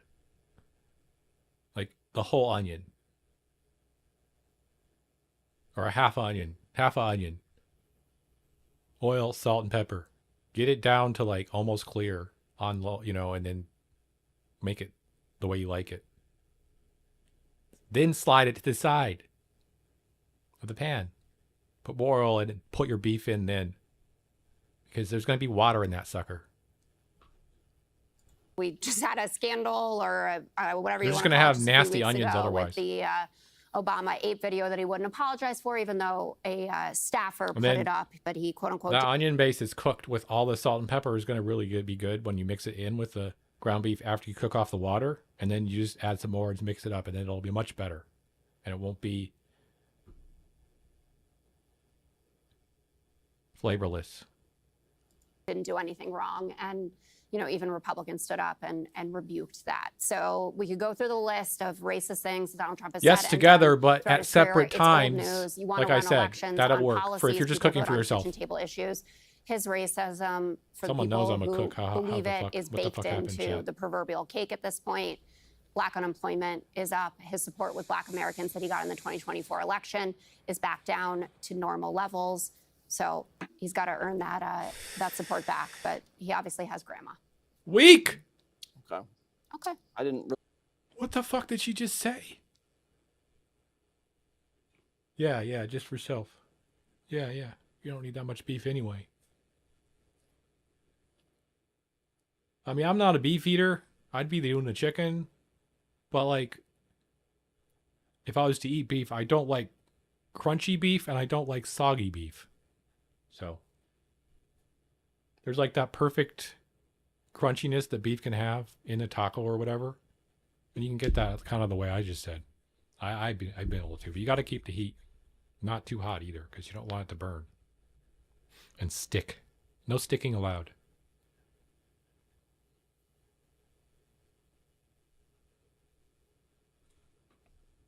So, chatter. Okay, that's good. That's fine. At least you got fucking salt. Really like what you said right there, but we're just going to go. We're going to continue the show. Next time, just buy the thing of the fucking multi-salt 15-season blend or whatever. We're just going to let it slide. You said a lot of very offensive things. Click here to subscribe to the Fox News YouTube page to catch Flavor, baby. Remember, always think do double the amount of spices you think you need. I'm not kidding. Garlic too. our hottest interviews and Kill it. most compelling analysis. You won't get it anywhere else. Here now with more on Iran and Cuba and America's dominance on the world stage under Trump. Texas Senator Ted Cruz.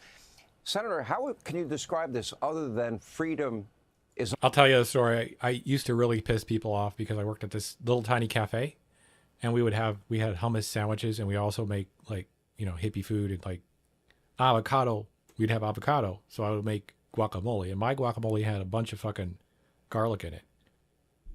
No one else made it with garlic, but it was so good because I whipped it together. You know what I mean? There was one particular woman that did not like it, and she had to let me know every single time I worked. I kept laying off the garlic till I was down to like a half a clove, and she was like, "Okay, that's good." On the march around the world. I think that's exactly right. We are at an extraordinary moment in history. It is entirely possible, Sean, that in the next... I'm too nice, but I got another solution for that. Never peel garlic. Just simply take it get the thing, the little piece, the nugget, and then put it on the table and smash it with the side of your knife. Garlic will come out. It squeezes out, and then just throw it aside, and then just chop that up. You're good. 6 months, we will see the regimes fall in Iran, in Venezuela. Literally take your broad knife, put it on its side, and just smack it with your fucking thing, and it'll crush the garlic. Or, you know. And in Cuba.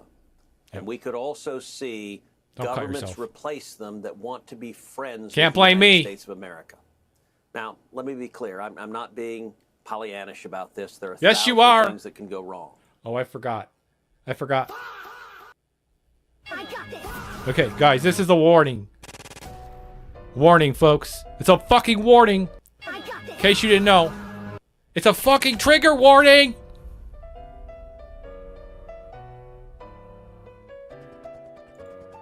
But if that happens, this would be the most consequential geopolitical shift since the fall of the Berlin Wall, since America won the Cold War without firing a shot. I spoke with President Trump the day before yesterday, and we talked in particular about Iran. And I said, this moment, the regime is teetering. The Ayatollah Yes, is Mr. in his Cancun. last days. Like I and said. I said, do not let this opportunity. We need a fucking... this is a trigger warning for this guy, because this guy triggers the fuck out of me. Ted Cruz triggers the fuck out of me. There's not... Like, I'm a very... In real life, I'm a tall 6'3" person, okay? And I'm not huge. I'm wiry, muscly, fast, and fucking not a fighter, but I can fight, okay? But like, I'm not gonna get in a fight with anyone. I'm cool. You know what I'm saying? I've lived a long enough life to know it's not worth fighting for anything. I'm not going down. I don't want to put someone down, right? We're gonna talk it out. In Ted Cruz's presence, I don't think I could keep my hands off his neck in a video game. If you know what I mean? Like, if they made a video game about We that, I have would an be on opportunity. his neck. The Ayatollah routinely So, chants death to America. You know, well, in a This video is game, a you can act regime different that is the leading state than you can in real sponsor of life. terrorism on the But they don't face make of the that video planet. game, Is so. responsible for murdering hundreds of American servicemen and women. The Iranian regime has provided over 90% of the fund. The weather's been fucking cold. Fuck. And then we got like 3 inches of rain 1 week. But like, it's been cold. For Hamas and for Hezbollah. To see the mullahs toppled would be a tremendous advance for the people of Iran. It would be a tremendous advance for the Middle East. But I know nothing about Iran. I know nothing about the mullah. I call him the mullah. No one else does that. This guy's such a loser.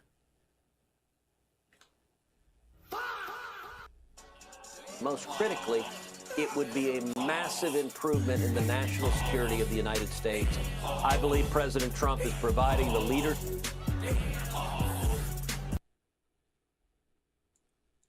that is necessary, and it's making our country a lot safer. You know, we keep hearing the president would... Yeah. Tactically nuking Iran is going to make America safer. Let's watch and see, folks. I'm here for it, okay? I know it sucks. Whatever. Obviously, the fucking U.S. government is going to bomb where the fuck they want right now. So I just am here to spectate. Nothing about Little Channel says matters. But makes it safer, he says? How? You haven't convinced me, you weasel fuck. Okay? I don't think you're convincing my chatters either. Prefer a deal, and I believe that about President Trump. Smart guy. The president was very clear. He gave him 50 days to give up the nuclear program. They wouldn't do it. They've never, ever agreed to any place, anywhere, anytime inspections by the U.S. They're not going to agree to that now. So it seems for the take from the chatter. The only negotiation is, do you want to leave on your own, you know, after you plunder the country and fill your planes full of gold, silver, and whatever currency you might have? Or will we have to do it for you? In other words, will there be regime change? And the president said for the first time he thinks the time has come for that. Yeah. When it comes to, you know, world news in Iran, the first place you're going to go is Ted Cruz, Mr. Cancun. Jesus, what the fuck? Sean, I think you're exactly right. In terms of a I know, deal, right? I believe there is. It's like we were talking earlier with the AVE, like they have their own like MAVV or whatever, MAGA vernacular. Yeah, exactly. Or there's no deal to. No, it does take it, like also political, like I was saying, like on my channel a couple days ago when we saw Marco Rubio up there talking about, you know, all the world order and what they support. How the language he was using was really strong for diplomatic language for the world stage, right? And then someone else right directly after that said that in a news channel. I can't remember who it was, but I remember I had said that. And it's similar, right? Very similar. We had in terms of the nuclear program, the Ayatollah has shown that he's a liar. He's willing to lie. He wants to delay his regime. Yeah, according to me, to what I understand, the fatwa is still, the Ayatollah is still like fatwa against having a nuclear weapon. Is in tatters. He wants time to rebuild. I don't think President Trump is going to fall for that. I think the only deal the Ayatollah can make is to say, I'm out of here. Let me leave. Let me go to Russia. Let me go to somewhere else other than here. That one deal is available to say, all right, we're done. And I'll point to an historical example. Sean, you and I both know Chuck Cooper, a dear friend of mine. He was a senior lawyer in the Reagan Justice Department. When he was a young lawyer in his 30s, he was sent down to Panama. Yeah, I'll remember Chuck Cooper because I know I'm talking to guys that are like 90 now. This guy, he knows because he knows who he's talking to when he's watching Fox News. Fuck. To negotiate. Like the only reason I watch Fox News is because I'm older and like I know people that are my age are watching Fox News, not unironically, and being like, yeah, this is great, this is based, and it, you know, no, they're not. Negotiate with Manuel Noriega. Manuel Noriega was the dictator in Panama. Oh, this is leading to Manuel Noriega. This is a history lesson from our great teacher, Ted Cruz, Mr. Cancun. He's the greatest teacher ever. He's going to give us a non-based take on the Noriega situation, guys. On behalf of the Reagan... the Reagan administration had nothing to do with the CIA when they... Noriega, blah, blah, blah. No. Administration had an offer. He said, you can leave Panama. You can go and live out in a mansion. You can live the rest of your life in opulence. But you must leave. And oh, there you Chuck go. describes he was in his 30s. He has a punchable face. He does. I guess that I went down and thought this is a good idea to go make this offer. I guess I am a man. Noriega showed up with a caravan of SUVs, soldiers with machine guns, and Noriega said, "I will not leave under any circumstances. I'm not leaving." And Chuck ended that conversation by saying, "Mr. President, I need you to hear me now. I'm going to leave. I'm going to get on a plane. I'm going to fly back to Washington. No, DC. I believe you. No. But after I leave, other men are going to believe come behind me. And those men are not going to take That's no funny. for an answer. Noriega didn't say yes. And, of course, we went down there. We arrested him on January 3rd. We arrested him. We prosecuted him for being a drug trafficker. And he was sentenced to over 30 years in prison. He died in prison. Donald Trump gave the exact same offer to Maduro. Thank you. We know. Like, what? Yes. We remember that. We don't think it's good. You think it is. Shut the fuck up. You can leave. You can live a life of wealth and opulence away from... Yeah, how about someone gives Trump that fucking... How about the Chinese Xi Jinping? How about he comes over here? My King Xi. How about he comes over, pops over, and just says, you know what? You know what? I am going to be Winnie the fucking Pooh here. Because Winnie the fucking Pooh was based. So fuck you. You got two choices. You step down because you set America on the wrong path, and I rely on you for my money, so fuck you. Get the fuck out. Or, I'm going to send in my warships, bitch. I got 2 of them, but I'm still going to send them in. Let's do it. That'd be so funny. Maduro told Trump no. That'd be so funny if Xi Jinping all of a sudden that's it. I'm done with you, Trump. And on January 3rd of this year, we sent the Delta Force down there. We apprehended him. He's going to be prosecuted. Walmart. Nicolas Maduro will die in prison. The Ayatollah and the mullahs have a choice. Do you want to... Yeah, now he's like, see, we got Nicolas Maduro's going to die in prison, and he's the example. So now we're going to say, hey, you got 2 choices. We're going to Maduro you. Folks, we're going to fucking Maduro you. We're going to do Maduro 2.0, bitch, in this motherfucker, right? Or you just capitulate and you let me take all your oil. That's right. What do you think? What do you think, folks? I say we go and hang out with Sean Hannity on his new podcast on March 3rd. What do you think? That'd be great. I'll be the first guest. What the fuck is happening, guys? Hang out with Sean Hannity. A new podcast starting March 3rd on YouTube, Spotify, and Fox News. Who wants to hang out with Sean Hannity?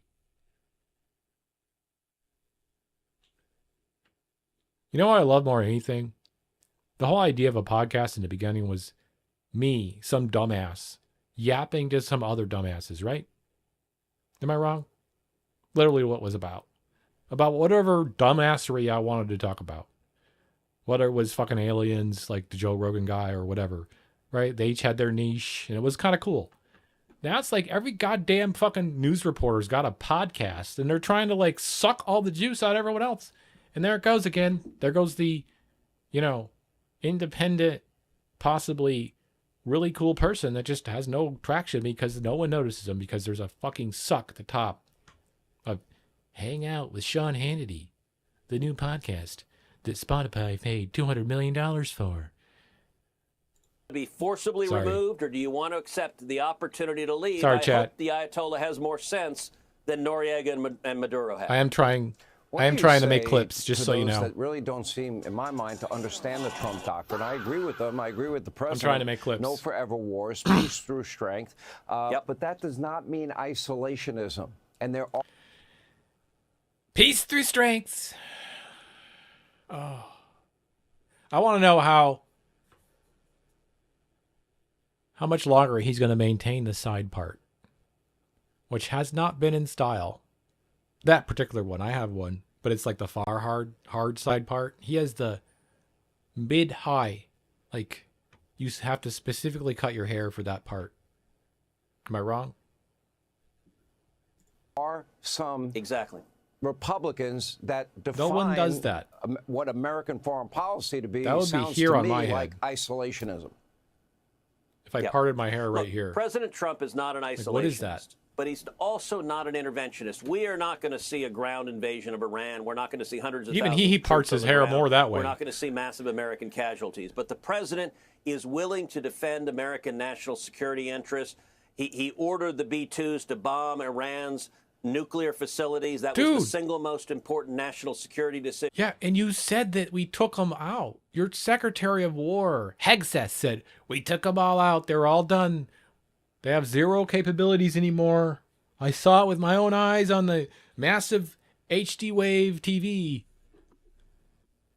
That's right. Of the first term. And I got to say, the funny, isolationists are wrong. They keep wanting Donald Trump to be an isolationist, and that's not who he is.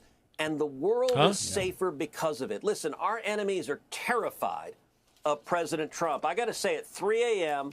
on January 3rd. Dude, bro, like, this is crazy. What he's hawking it. You know what I meing? He's neoconning it hard right now. He's pulling out the neocon talking points. Yeah. 3rd of this year. Every right Latin before American the meeting, or right before change his shorts. You're right before the interview. That's what he did. There was 6 of them. You're probably right. Because they were terrified. And by the way, Putin and Xi rid of my were also jitters. terrified because there's no other military on planet Earth that can carry out what the U.S. military did in Venezuela. No, and they can't do that in Iran. I am sorry.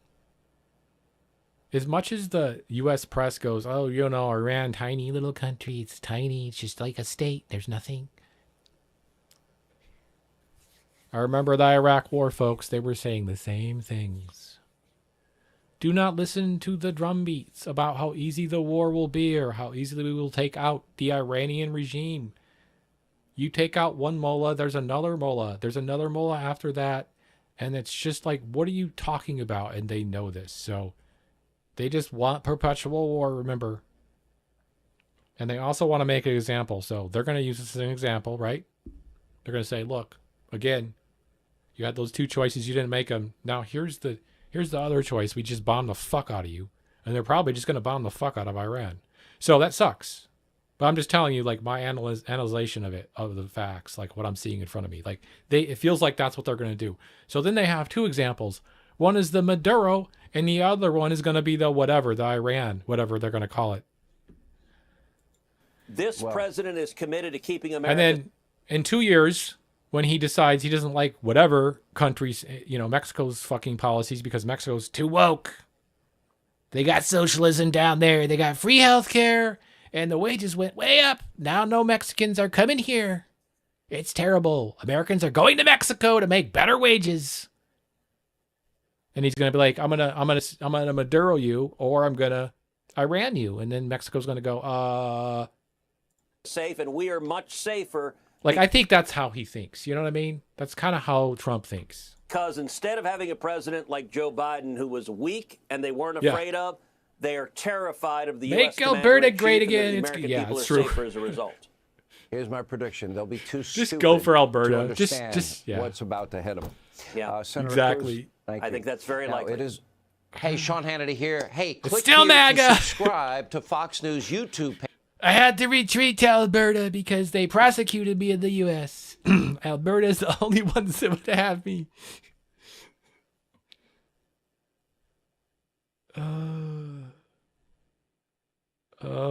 I just wrecked Canada. I just wrecked Alberta. Drug them under the bus. That was good. That was a good joke. Thanks for the setup. Oh, fuck. That was funny. No, I know. You're right. That's why I lean into that joke, because I know that's all I've ever heard about Alberta. You know, of course they got Lots of oil under that sand. It's like hard to get, but we got lots of oil. They want to be North Texas, exactly like the chatter said. They want to be North Texas. We could own it. It's just land. We could buy the whole thing. The chatter's right. Okay, here we go. China.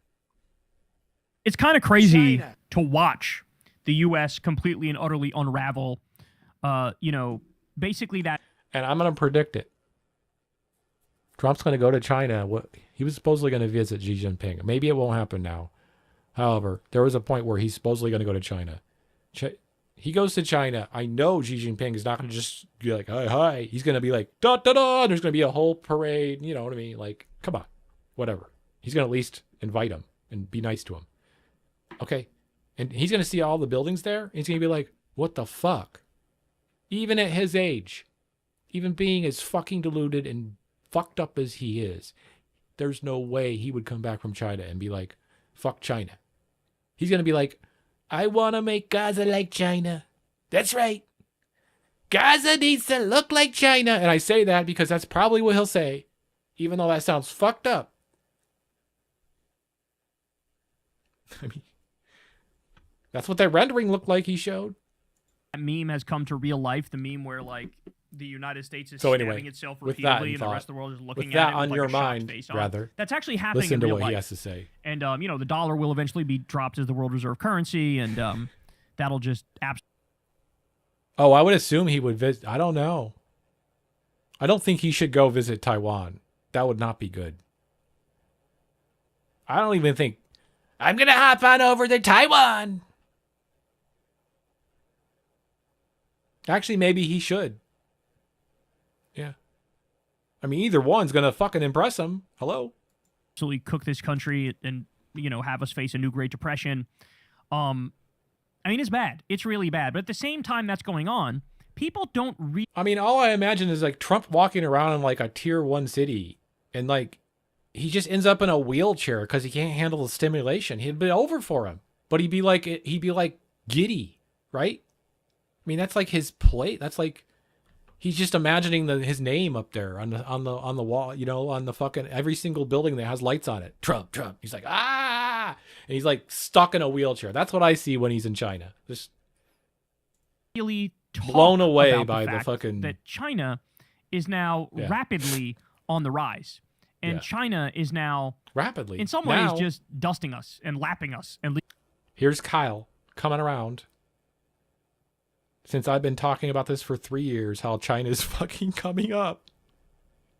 And I'm not even a Chinese shill. I just listen to like random stuff besides the full-on gong. You know what I mean? I don't listen to the China Daily. leaving us in the past, okay? And everybody knows it, but nobody talks about it. So first, let me show you this. Take a look. My news from China isn't the Epoch Times. This here. This is in Reuters. The numbers speak for itself. China is on its way to become a superpower, fully powered by renewables. China's epic renewables boom lifts it into rare, clean capacity club. So, let me just say, as a person that has been in solar forever, and that's my day job, the amount of solar that China is deploying and alternative energy, the backlog of maintenance, the amount of jobs that creates, when you build infrastructure that needs consistent maintenance, 24 hours, like literally you can hire people 8 hours a day to maintain that field right there. You could hire 10 people to maintain a field of solar panels because you would have to. You can't just leave them. There's maintenance.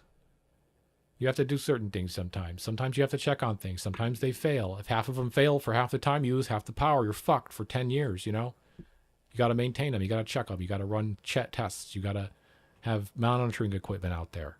They have it all. But what I'm saying is they don't just throw these panels up and then run away. There's maintenance. So this creates jobs. This is why this is brilliant. This is what we've been talking about in America with making the American economy run on green energy, and China has done it. this is the difference, y'all, between having rational, intelligent leaders and having ancient, corrupt dinosaur idiots lead the country. And that's what you get from Trump. That's what you get from Marco Rubio. That's what you get from Stephen Miller. That's what you get from Elon Musk. That's what you get from Howard Why is Nutley. it down? That's what you get from all these people. Is they're old, they're corrupt, they're dirty, and so the way they think about governance is not even at all about governance. It's about how can I enrich myself? How can I make more money? How can I get more power? How can I get... The thing is, too, that since China has so many people that exist there, they're able to exponentially scale this. We only have 300 million people here. We could never scale at this much of a quick pace, right? I mean, they also have the demand, too, which exponentially outweighs ours. And they've exponentially deployed this to counter that, realizing it was coming, unlike us. Like I was talking about 4 days ago or 2 days ago about the grid here in California. No, we're hindering this deployment in California because there's no money back anymore. People don't get tax breaks anymore. So no. More control. This is how they think. Businesses went under because of that this year.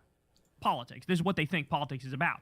They don't think of it as like, what's our national project? What are we working on? Very personal. What are we fixing? How are we improving the country? How are we making it a more perfect union for everybody involved? Oh, Neo. How do we do something that creates national pride?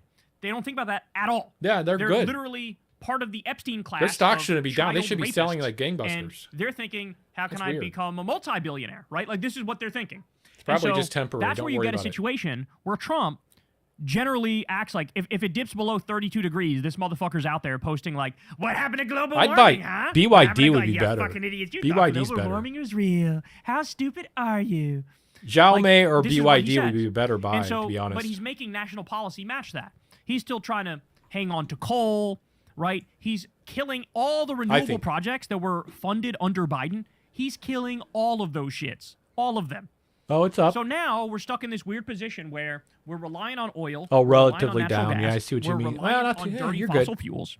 We're actively killing Wait. any path to the future, You mean which it's up? leaves this lane wide open Oh, for I see. China to do the research, do the 6 development, months. do the manufacturing, and then they can come up with all this new technology where they get the patents and they'll make the money for the energy sources of the future. That's what's happening. Now, you get stuff like this. The scale of China's electricity projects is just on another level. A hillside Yeah, no, in yeah, rural right. You're correct. Guizhou, No, BYD China, is huge. Covered in No, I've spoken to BYD engineers before in my business. They're an impressive company though. BYD. solar panels. Their Thousands engineers of them are stretch amazing. across mountain ridges Their engineers are to the fucking horizon, amazing. transforming bare Seriously. rock into terawatt-hour electricity. Let me play this for you. Watch this. That looks so cool too on the hillside like that. That is so cool. We have like 4 fields like this in America. That's it. I'll mute it for you, but yeah, look at this. There's a mountain range in China that they're using this for renewable technology. They're using this for solar. I mean, this looks like some AI generated shit, but I looked it up and it's actually true. Shit is crazy. No, there's okay, even the wait, lines not done. China doing a two-layer setup, solar panels on the surface for electricity, and fish, shrimp, and crabs farmed underneath. Called Fishery This is interesting, Photovoltaic too. Complementary. Integrates floating photovoltaic solar panels with aquaculture. Okay, so I'll show you what this looks like here. Watch this. Yeah, so this is And this is not, the aquaculture they're using is not the kind of stuff that we use in America where we just jam fish in a tank and like they eat their own feces. This is a clean environment. they're utilizing these bodies of water and they're getting solar power by putting this stuff on the bodies of water. I mean, That look at this. is actually really sick. Yes. It's absolutely incredible. And then, PBS actually covered something about China not that long ago. And listen to what they say here. This is just enlightening. For decades, China's government has reshaped the country with dramatic displays of state power, from vast infrastructure. Yes. Yes. And we put all of our money into destruction, destroying Iraq, destroying Venezuela, destroying Cuba, trying to destroying Afghanistan. Projects that have remade entire provinces to nationwide campaigns that attempt to shape citizens' behavior.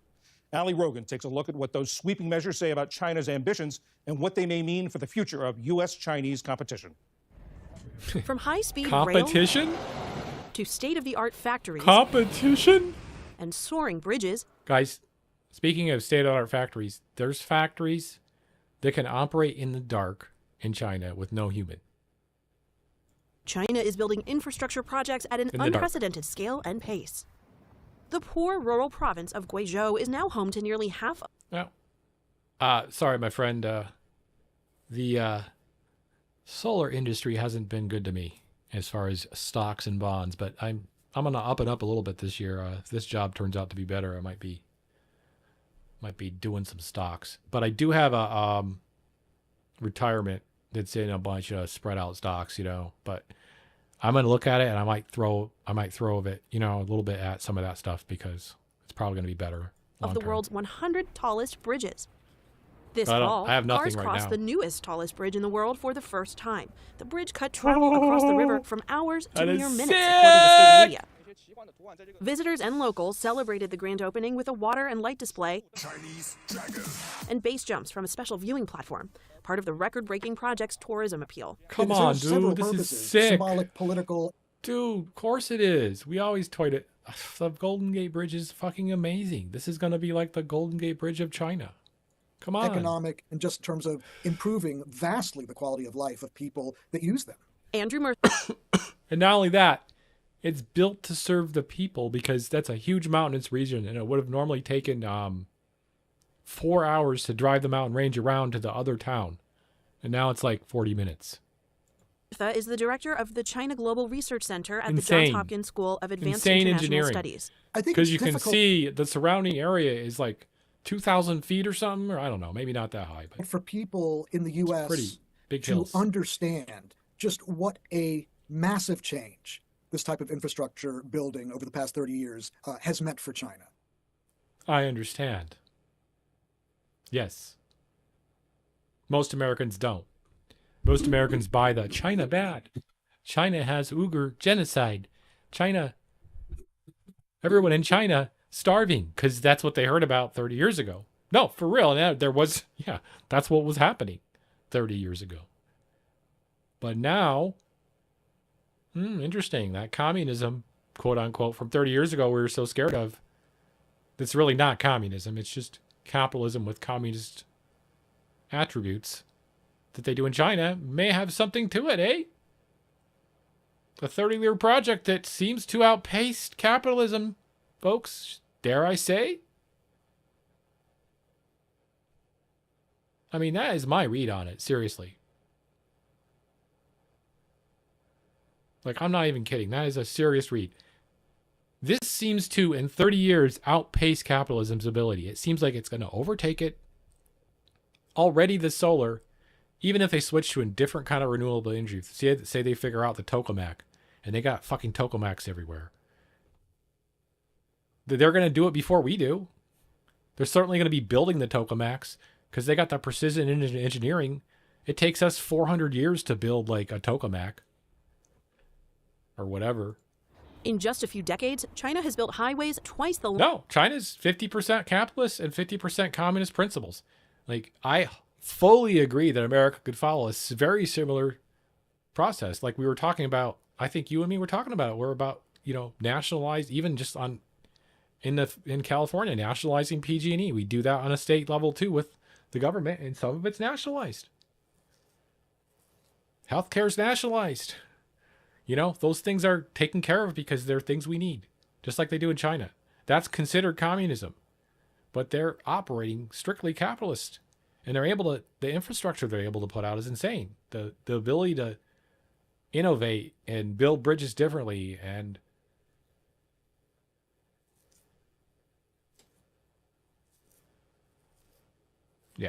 length of the entire U.S. interstate highway just the system. fact that everyone in just a few decades, twice the length of the homeless. U.S. interstate No highway homeless. system. That is crazy.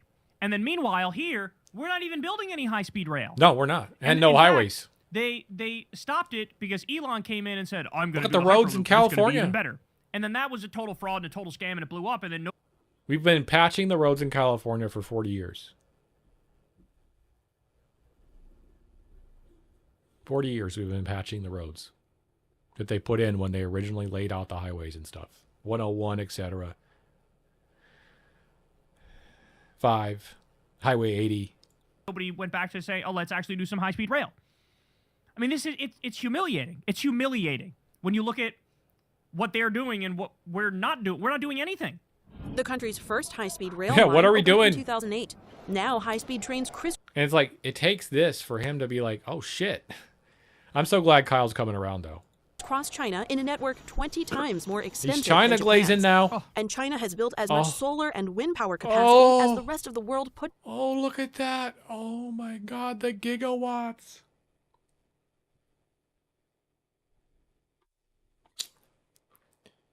What do you mean the slippery slope? Look at the gigawatts.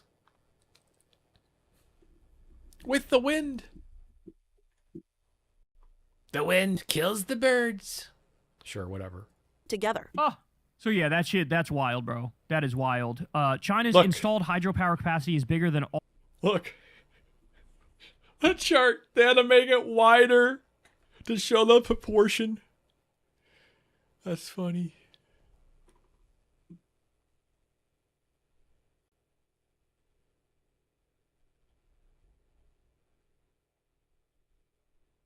Oh no, all of it's got to be taken over. I agree.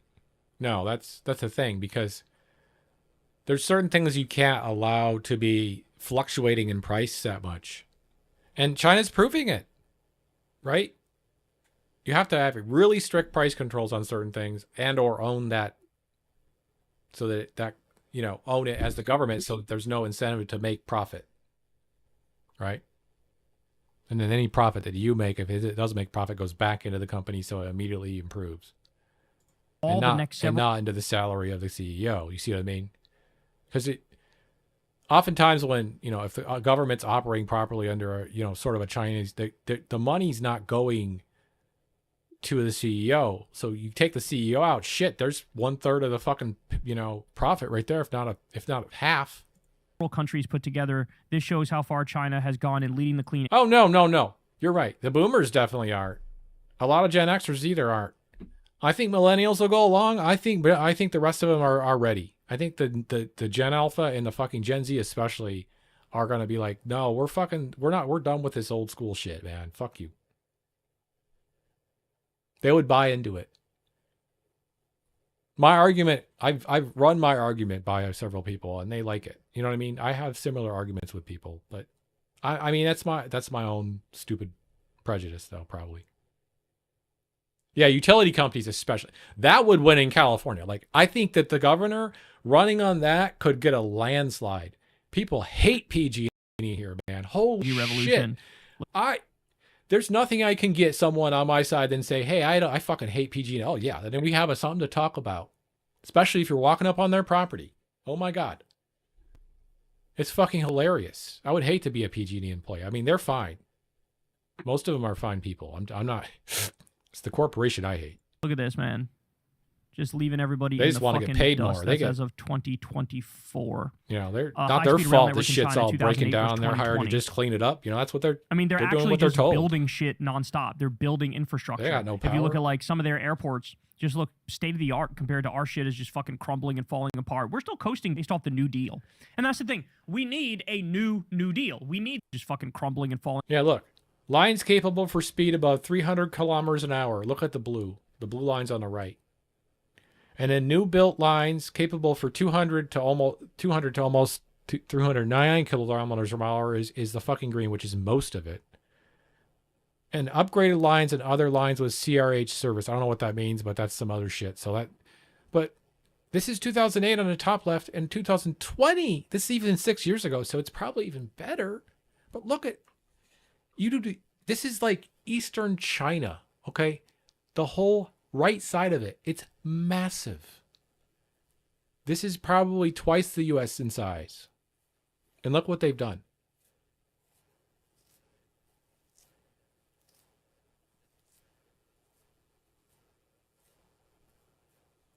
I mean, I just say look at any, I'd like to find a deep dive into a Chinese company that operates under the Chinese communist system and how they operate. That'd be great. I don't know any good ones. I'd watch it on my channel. I fucking love that shit.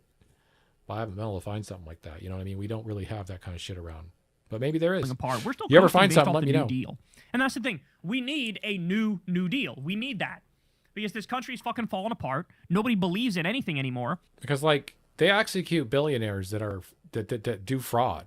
Like kind of based.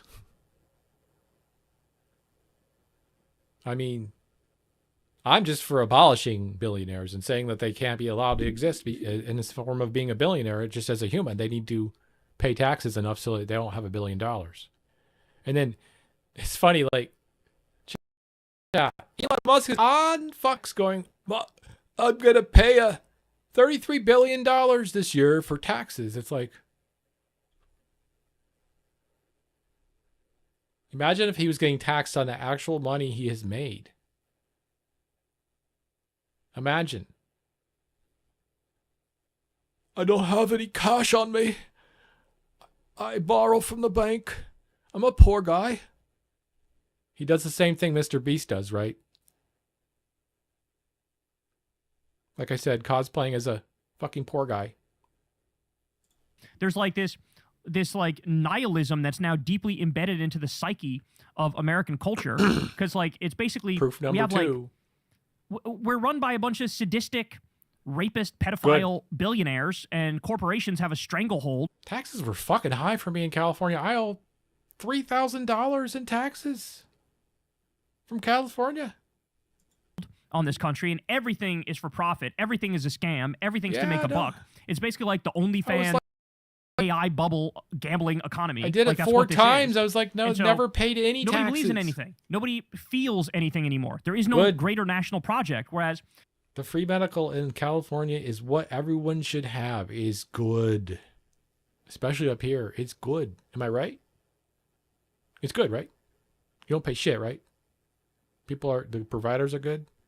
It's my experience up here. you know, when I look at this, to me, I start I'd thinking, pay for my we gotta insurance. beat this. We gotta have the best high-speed rail systems, and we should build them all across this Yeah, country. right, We gotta have Kyle. the best airports. Okay, we gotta rebuild Kyle. our airports and make them look sexy as fuck. We gotta rebuild our highway system. Kyle, maybe if you hadn't been a lib cuck a couple years ago, we would have been able to get this done. We were all talking about this for a long time, and now you're coming around finally when we got the fascist and we got to catch up now.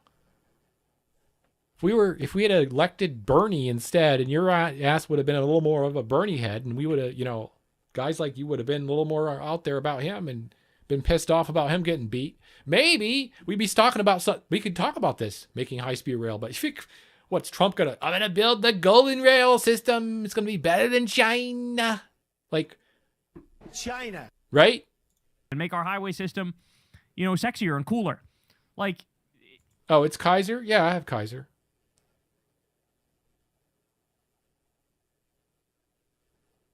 Yeah. I pay for Kaiser because my income's too high. But yeah, it doesn't. That's what I'm saying. I should just get the same thing, and it should be paid for by the state. I mean, even if I pay $4,000 in taxes to the state, that should go towards healthcare for everyone, instead of me also paying on top of that healthcare to someone who's charging me 3 times as much, when the government could just charge me half as much and provide me with the same care. Easy W. That's an easy W for California. Yeah, I'm making too much money. Just that alone is enough Sure, of a dude. project, a New Deal project that could give people a tremendous number of Yeah, jobs no, I am. and get this Making country, way more than that. give it the jumpstart that it fucking needs, right?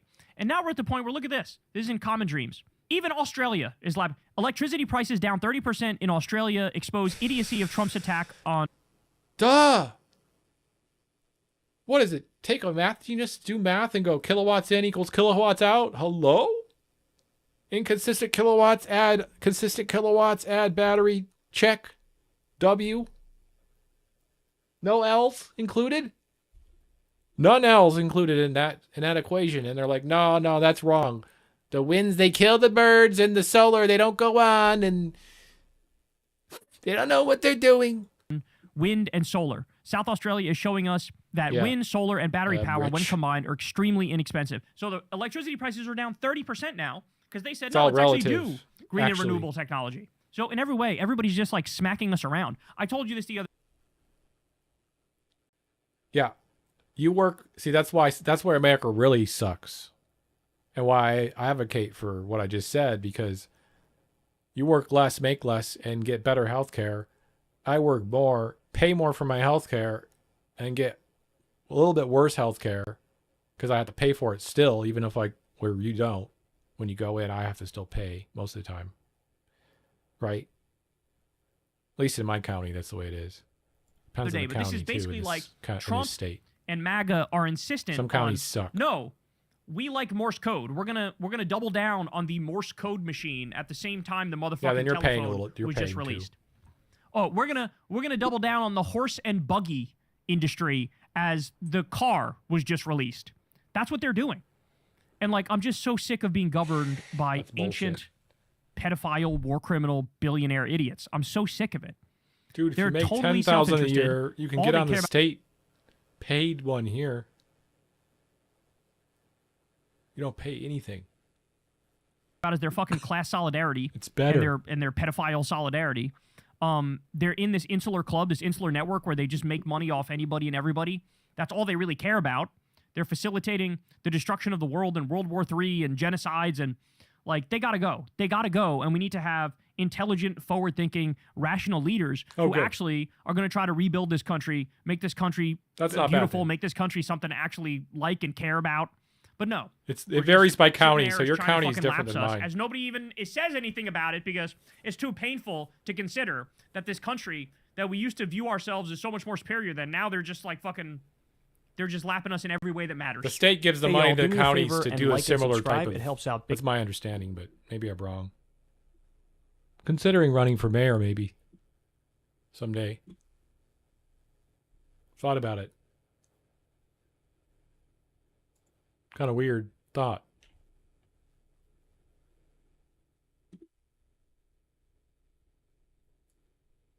But when I start to have thoughts about something, you never know. All right, chatters. So one of the silver linings or the saving grace of this current moment in our just the place I'm from. political history is that But I'm not going to dox myself right now. Hello? Kyle? Oh, we don't want Kyle again. Fuck. Where's my video? Oh, shit. I forgot to put that on my playlist. Shit. Okay. Where was it?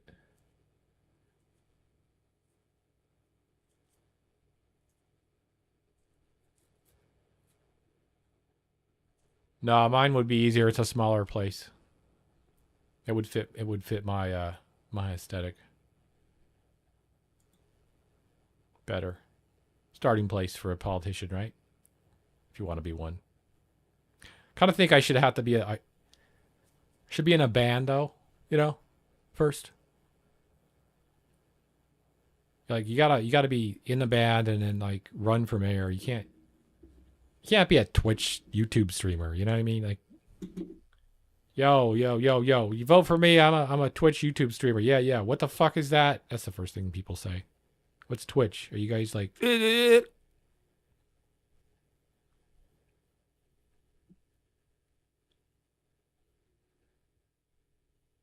Yeah, no, I need something fun to do, you know what I mean? Later in life. Keep me going, you know what I mean? Give me 5 years, 10 years. I'm thinking about that kind of thing cuz you know, I'm not going anywhere. And you know. By the way, chatter, you're not going to believe this, but you haven't known me this long, chatters, but I've been streaming for like on and off 8 years now, believe it or not, which is kind of crazy because I thought it was a lot less than that. Holy shit. I found some videos of me. I was playing them on my first, at the beginning, playing Overwatch, streaming with a really bad mic from 8 years ago on YouTube. So I think that was when I had a Twitch channel, but I wasn't streaming on it too much. I don't remember. Anyway, it's just funny. It really is. Don't get into something if you don't want to get stuck doing it. Okay, guys, let's watch this shit. What is this? What is happening? What the fuck? Okay, I'm done. I gotta restart this fucking app.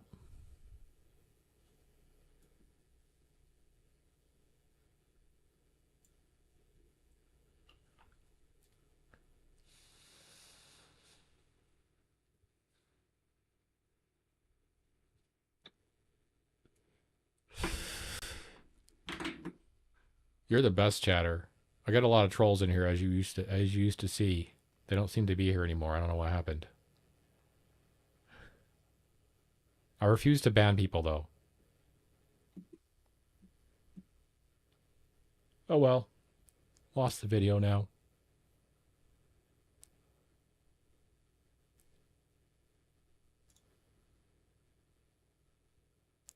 Huh?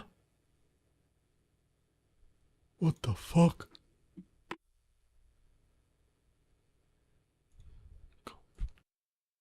Senor!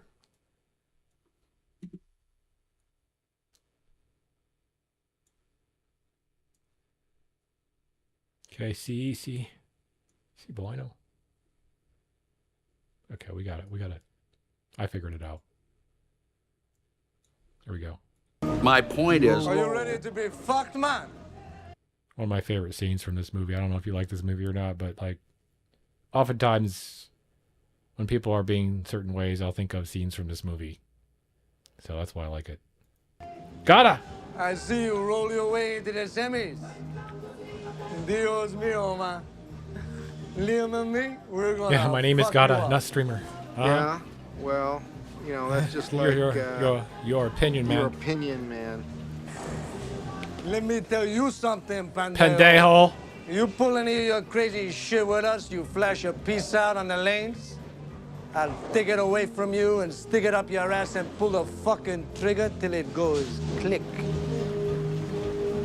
Jesus. Look at him. You Jesus. said it, man. You said it, man. Nobody fucks with the Jesus. My point is... Are you ready to be fucked, man?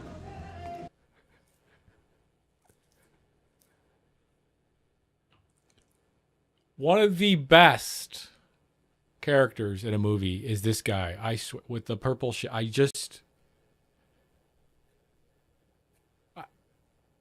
don't know how he pulled it off. I still to this day watch him in the scenes in this movie and just be like, how the fuck did he just...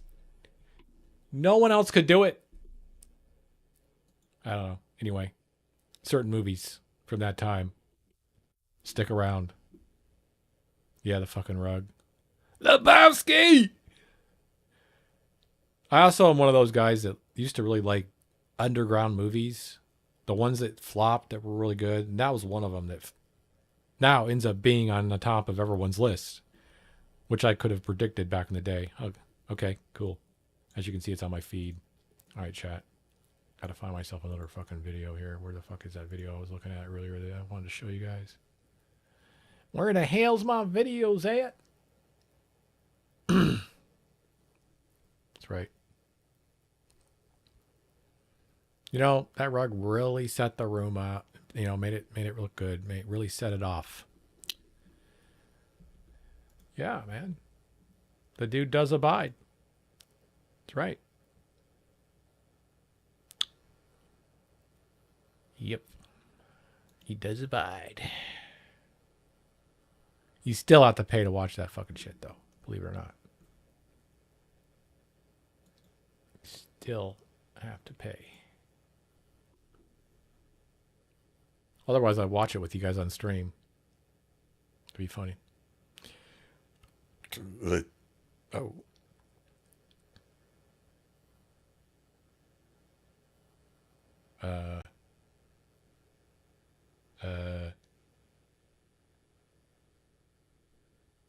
Here we go. Ali G? Ooh. He kind of looked like Ali G, didn't he? That's funny. I saw that.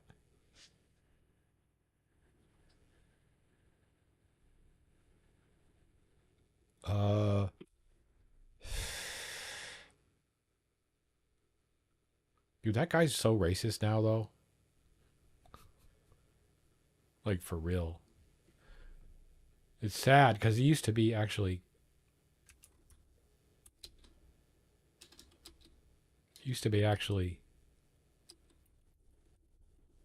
like...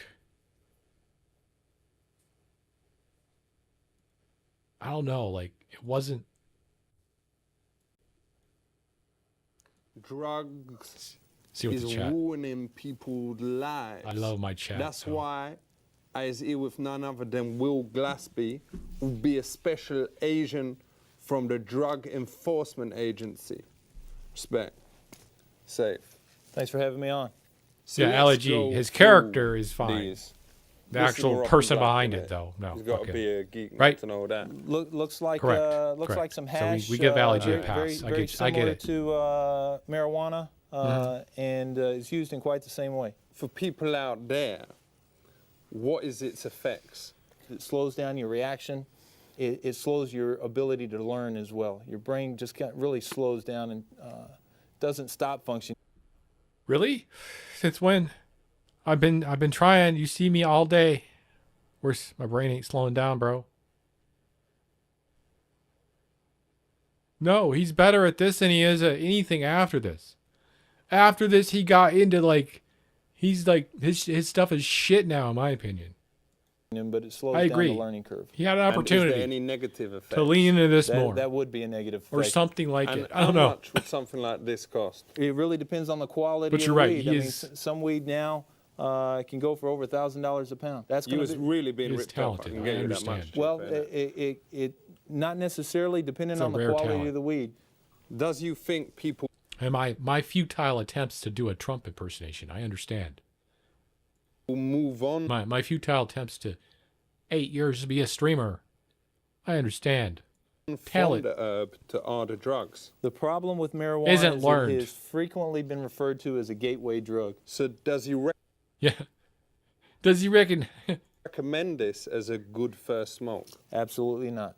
So just to make clear, all this stuff so far is legal. What about the other stuff? All this is, just to make clear, all this is illegal. What? No, that's Okay, legal. So it ain't legal, but if it's just for personal use, let's say you was just got like half a kilo at home or whatever, that's Irie, innit? That no That's problem. Irie. Not in the United States. In the United States, that's still illegal.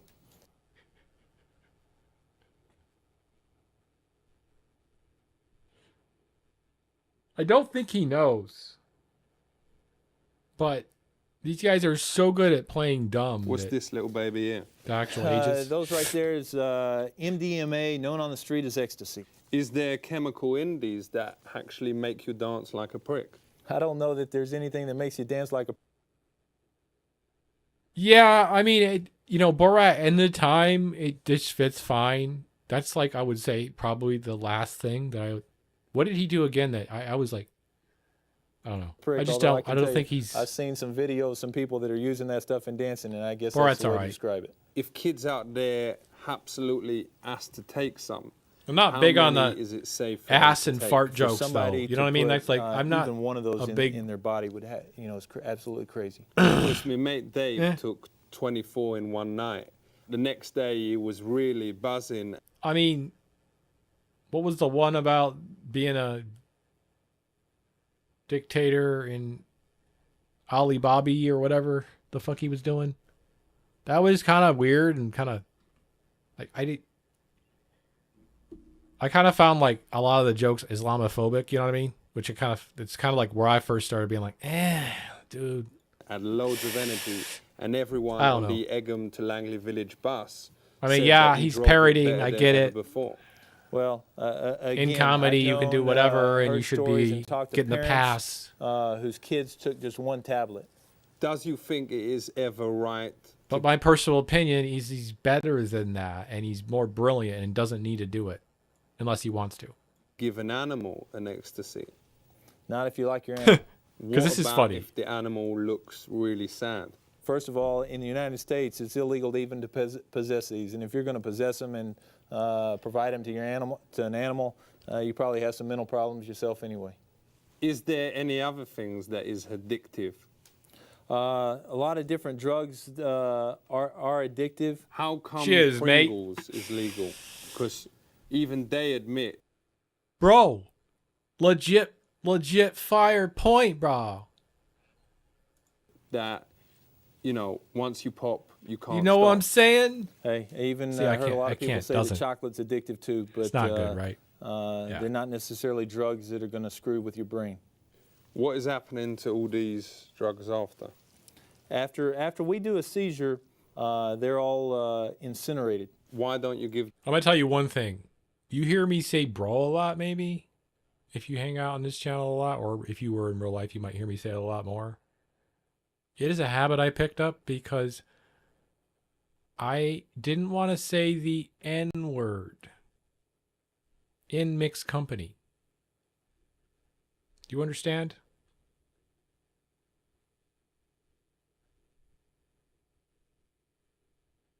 When I was younger.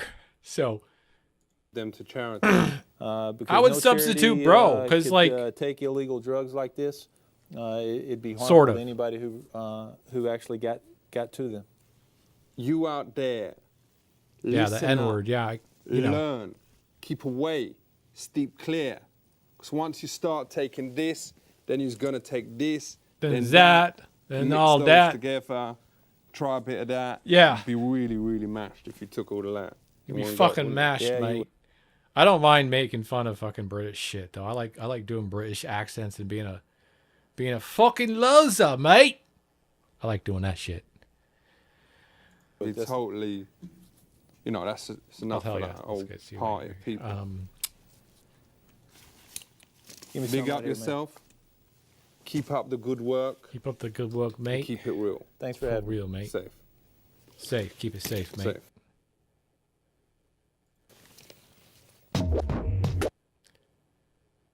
See? You know.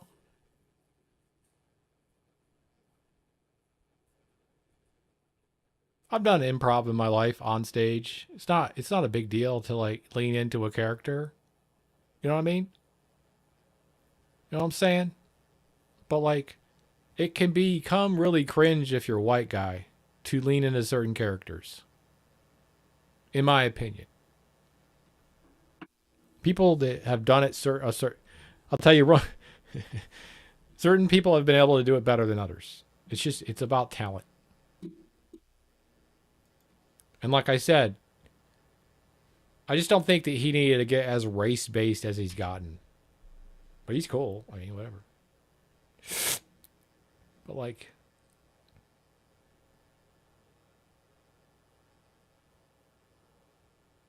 Okay, here's a dialogue for you I like.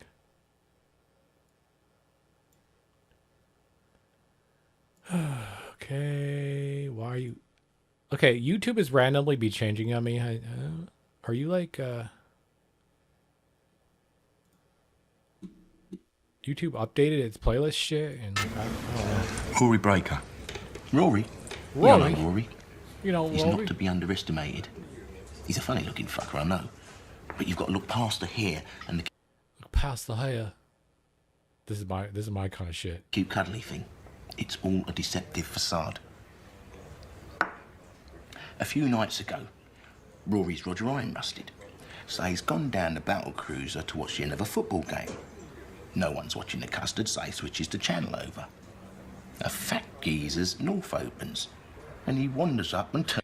It's just like a fat geezer's mouth opens. I don't know. The dialogue's just, it's good for me. Now fuck off and watch it somewhere else.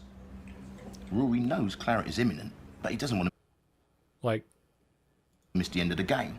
So calm as a coma, picks up a fire extinguisher, walks straight past the jam rolls we're ready for. Like, I find this funny.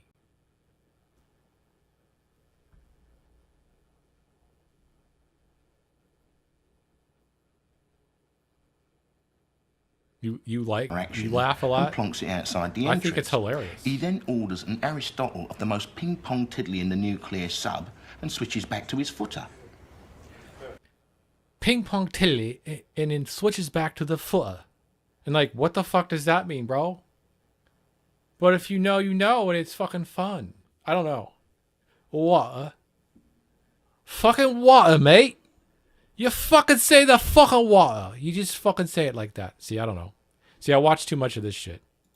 That's fucking it, says the geezer. That's fucking it, says That's the geezer. fucking what, says Rory. And he gobs out a mouthful of booze covering Fatty. He gobs out a mouthful. See, like, every line to me is like poetry, right? I don't know. Because I'm not fucking British. You're laughing? See that? Okay, good. He flicks. So we have similar humor. I'm trying not to laugh too. It's a flaming match into his bird's nest, and the geezer's lit up like a leaking gas pipe. Well, his gaze is lit up like a fucking leaking gas pipe, mate. Rory, unfazed, turns back to his game. Watching a bit of footy, he just looked around, wiped his face off. His team's won too. 4-0. 4-0! Could you fucking believe it? Breaker. Rory? You know Rory. Like, you can develop character in two ways in a movie. You can show it, the guy doing the thing, being the character, and then you can have someone describe him and then introduce him.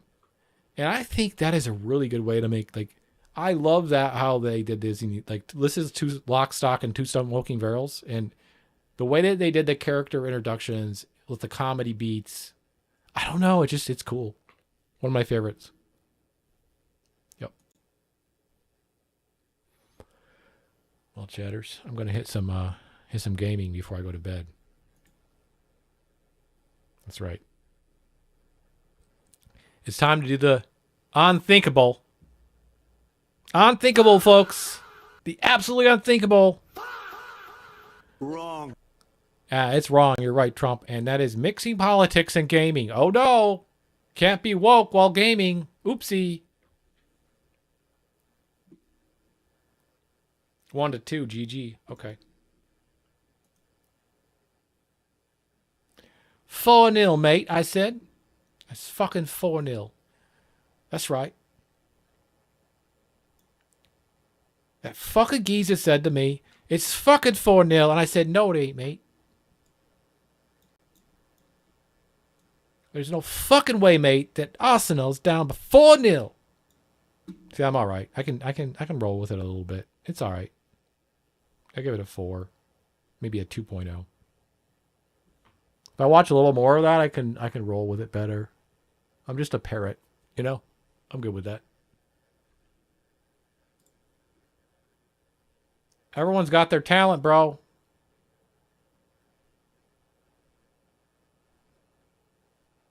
Everyone's got their talent.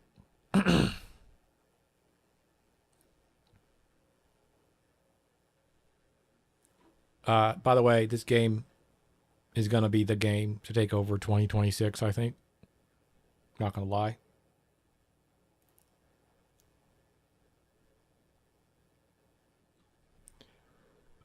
I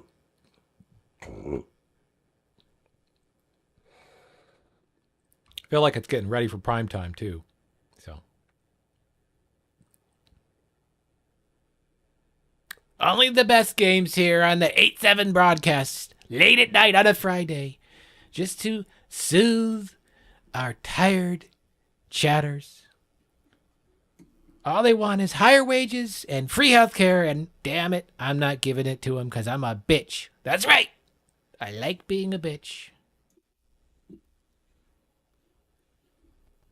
I care about legacy and gold. That's all I care about. Not you guys. I pretended.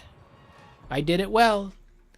The bigly time, I bigly pretended to care about you guys. But I lied. That's right. Don't believe me now, just like you believed me before.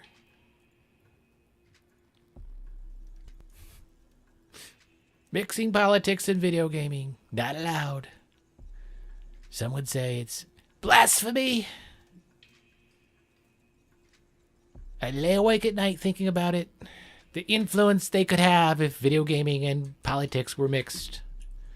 And I actually had to talk to 8/7 before I became president instead of that loser, Aiden fucking Ross. That's right. The fuck, bro. I'm gonna go shake XQC's hand. Yeah. The nihilist from Quebec.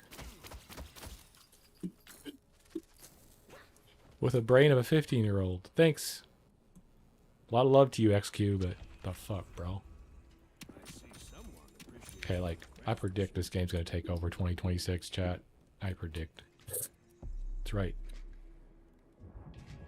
You don't like this game, there's something wrong with you. You're not a gamer.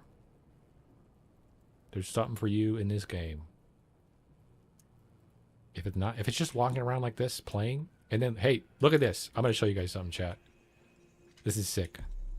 This is a new character that I'm playing. This is this character right here. So, believe it or not, there's a, yeah, there's a little secret here. That's right. I'll show it to you guys.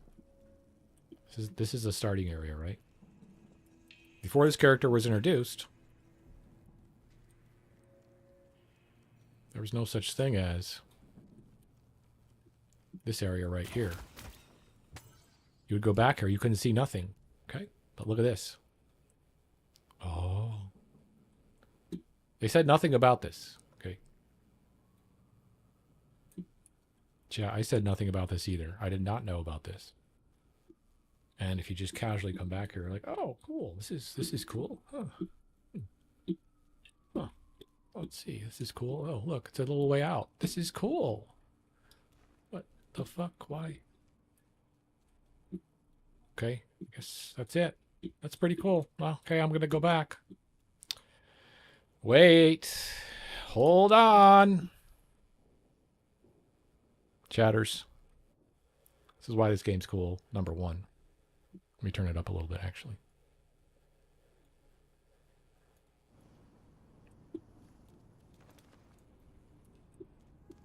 Okay, so in typical fashion, these fuckers, they do stuff for it, you know. They give you hints. You gotta pay attention. So you're going up here. You're like, huh. Wait. Oh. Ha ha. Uh-huh. Oh, what's this? Oh. What is this? What is that noise, guys?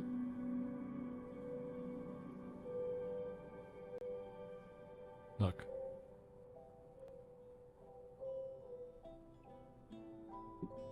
My room.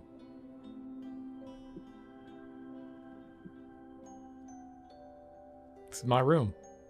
That's right, chat. Hope you sleep well. I hope you sleep well, chat. I'm thinking of you. Look at my little guy just sleeping away. One of my little minions. And he's the only one with a house. Yet.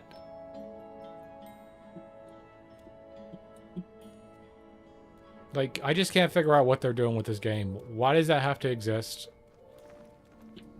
But, guess what, folks? It does. And only some of us have found it. Some of us don't even know it's there. Because they haven't read about it or found it. They're out here the whole time just like, whatever, la la la. Turn it up a little bit too much. That's funny, I love this. And that feeling when I actually didn't know. I was one of those people. I play this game a lot. I loaded up the new update. I loaded up the new hero, and I was just casually going back here. And I was like, what the fuck is this? And I ducked, and I went in here, and I was like, oh. And I found that. Without directions. And then later on, I looked it up, and I was like, oh, that's cool. Because I was like, what is this? How many people know about this? Because I hadn't seen it on the internet or anything. Anyway. This game's cool. Let's play a game. I'll show you guys. GG chat. 26. What the hell? So many lockers today. It's wrong. It's just wrong. So, and when I first started playing this game, this didn't even exist. This was just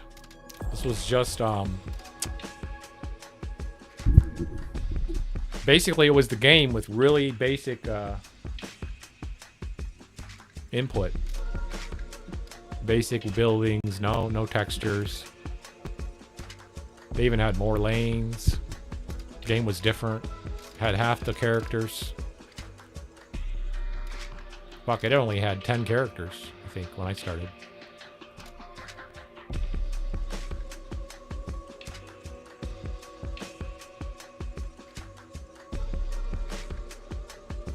Oh, what the fuck? If I really want a character, I can drag a token on if I earn it? Oh, this is cool. See what I mean? What? Who do I want to really play right now? Okay, so. See, and you can also do this. You have to select a certain amount of people, right? I don't want to play him.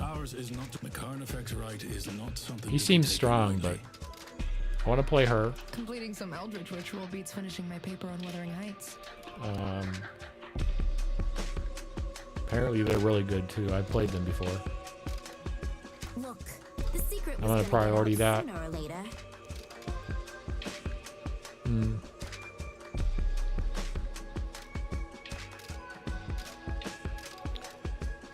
Who else? This guy seems really hard to play.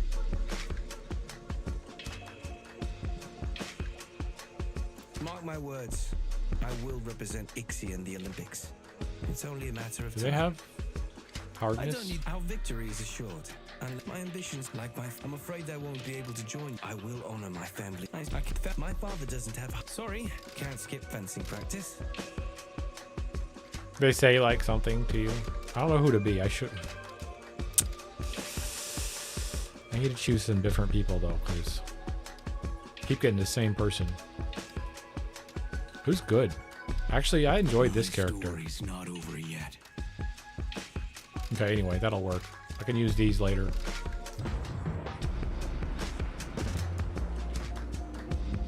I don't know. I don't play as Paradox, but Paradox is good.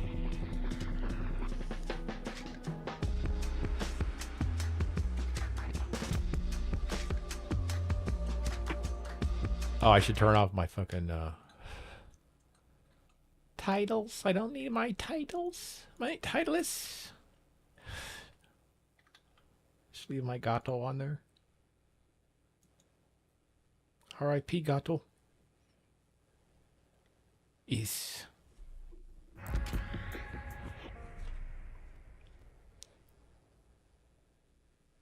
Might as well just enjoy the fact that he had a great life. You know what I mean? Sometimes I'm sad about it, but I'm like, you know, he had a really good life. My cat.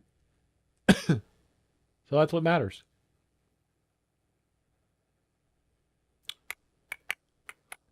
La la la la la. All right, chat. I'm back.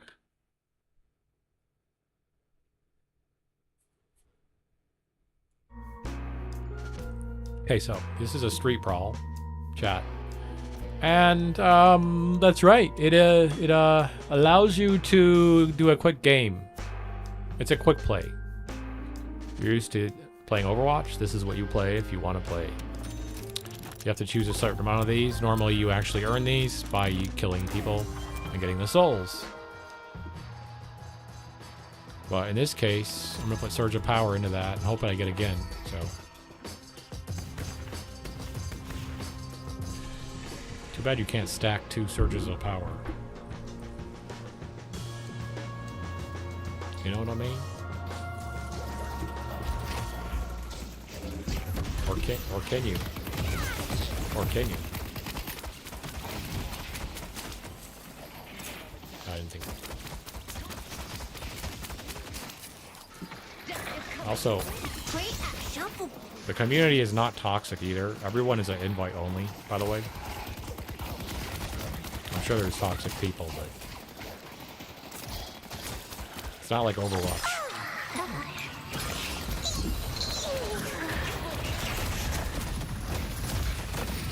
Oh god, I got judged.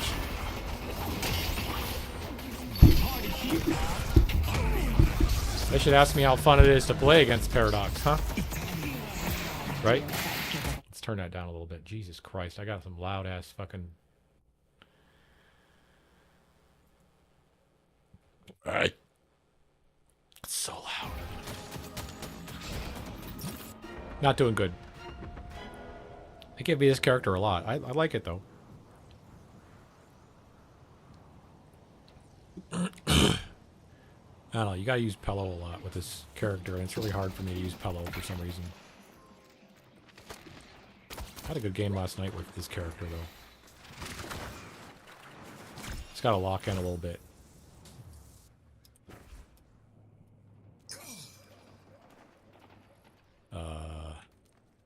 What are they doing?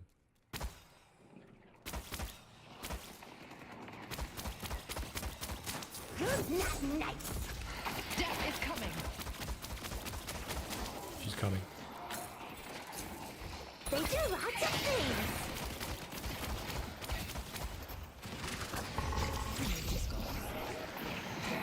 Kill.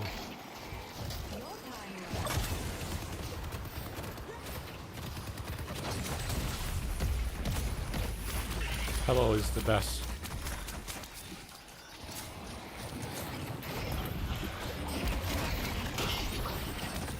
Fuck, I keep pushing fucking escape. Fuck you, piece of shit.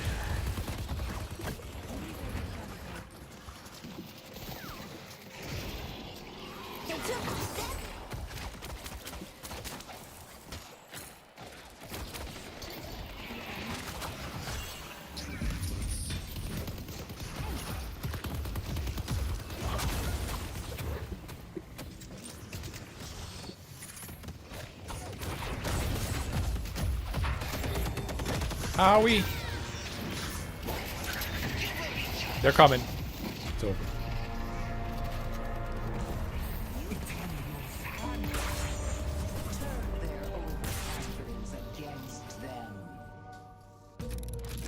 The good thing about these quick games is they're quick, or whatever, because the other game isn't quick. Take that. By the way, it's so much easier to choose. Oh, let's take this, yes. Holy shit, yes. Yes.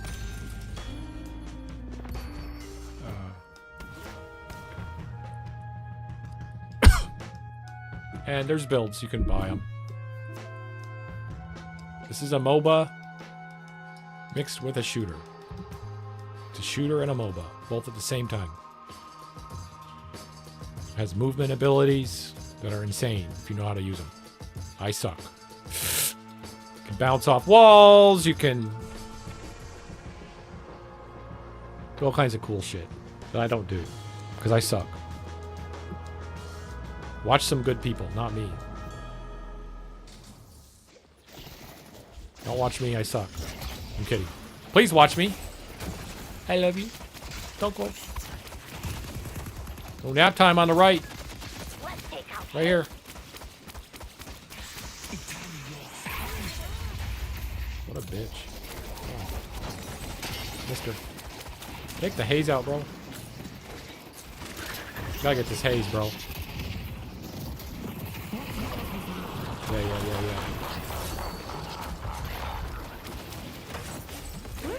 Nice kill. We got him. Good job.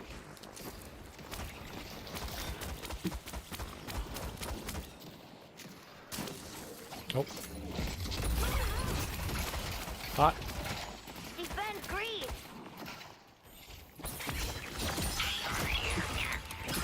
Got him. He's sleeping. God. Hate that guy. I'll waste it on him. I don't care. We gotta push. We gotta push up. Clean up. Get our way.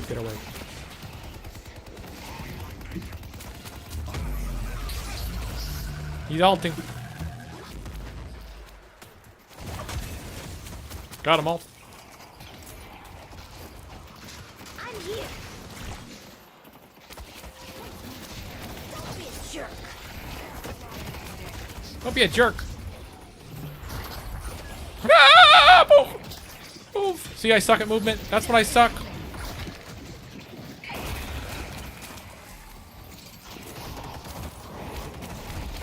Hey, he's left. Left. No.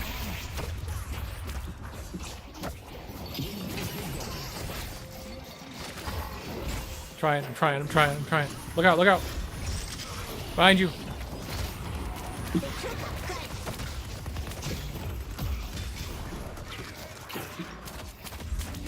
Oh, God. I gotta kill him. Fuck. Got one. I died. I can't do it. Too much, guys. We're not strong enough. Get stronger. Get stronger. Stronger.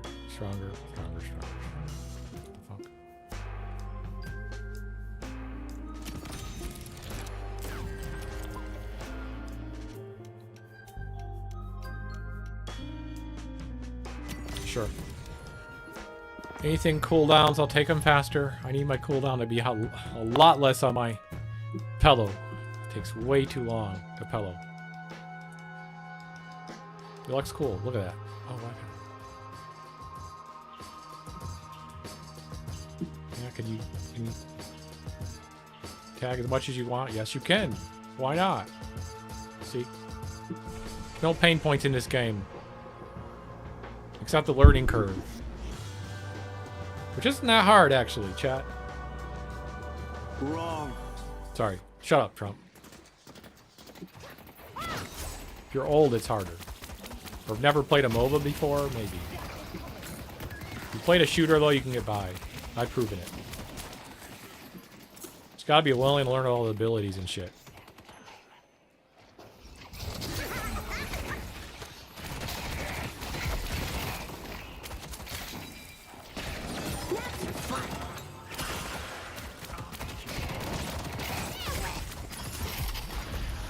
Getting fucking chased here. Hello? The more they die, the stronger I become. Getting stronger, dude. You are not in control.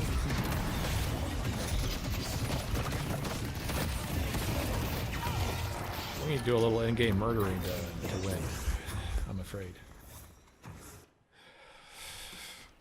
I can't survive. Oops. It's over. Bye-bye. Hurry! We got it, maybe. Maybe we got a wave. We're good, Hey, hello! Kill! We got a kill! We got 2! Hog! I'm being funny.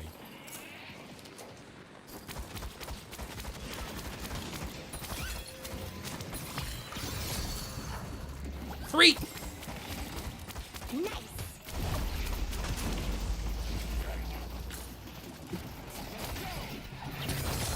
More! Go! You're off fucking... You guys are insane. That's what I'm talking about. You push.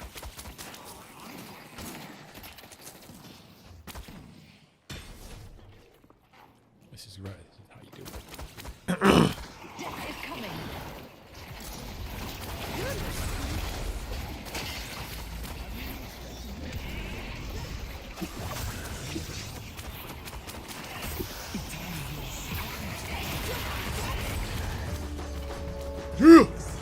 That's a comeback. Exquisite, like she said. That's what I call in-game killing now.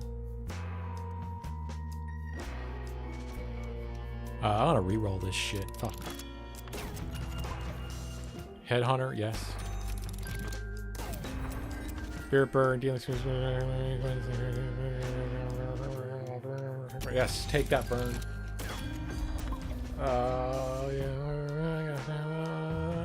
Oh yes, this is good. I think if I, yeah.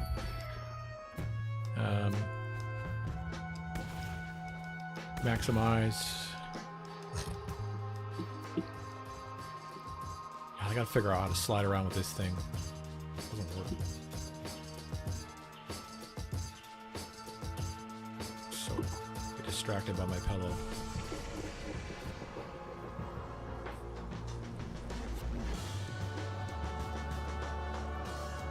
See, people think politics stop when I start gaming, but I'm still going to be political while I'm gaming. Because politics are in everything. That's right.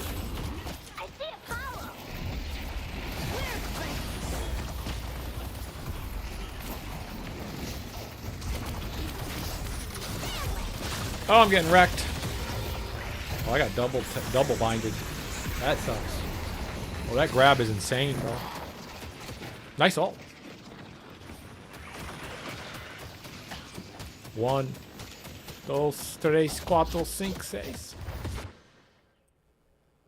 Go. Oh,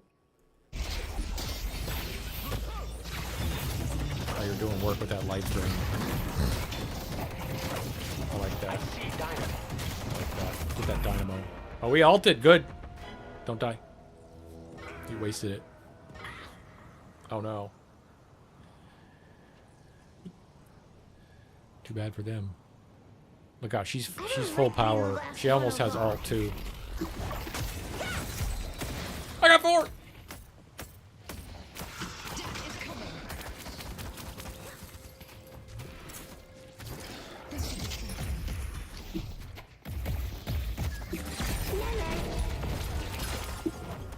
Trying to fucking escape these fuckers. This doesn't feel very safe. Is under attack. Oh, they be chasing? Motherfuckers. Hey, fuck you. Haha, you can't come in here. Haha.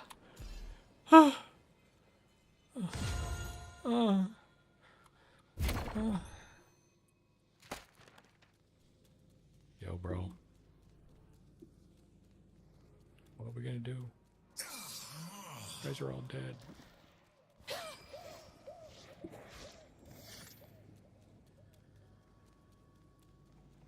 Okay, I'm coming. I didn't die. That was insane. They were chasing. They were chasing hard, dude.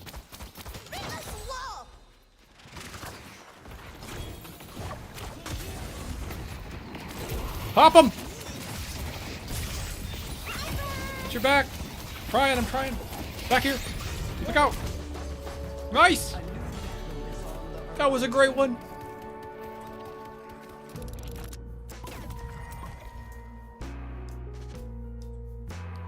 You just know, like, eventually you just kind of... That's the thing about this game, like, this weird, you're like... For the first amount of time, you're kind of just like, what is happening? Fuck. But I still am. But, like, it's starting to get more intuitive. Just a little bit. Just a little bit. Okay, yeah, Headhunter's alright. Whatever.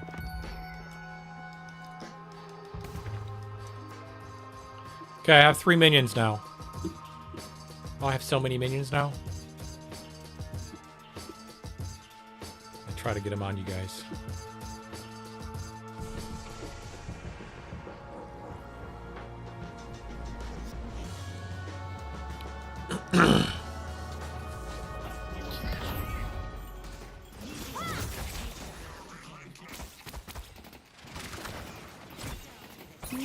Never, you're the best. Thank you. It's coming. Right side. Take out Apollo. 3! Hot!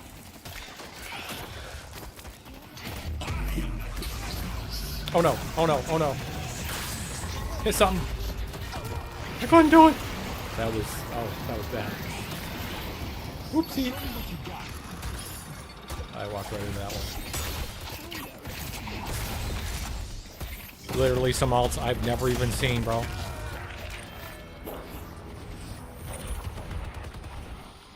He's missing. Yeah. I don't know. I guess.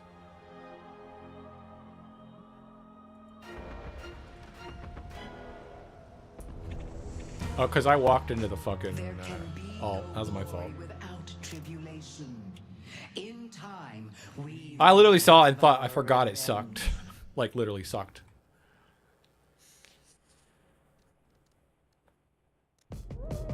The ritual is complete.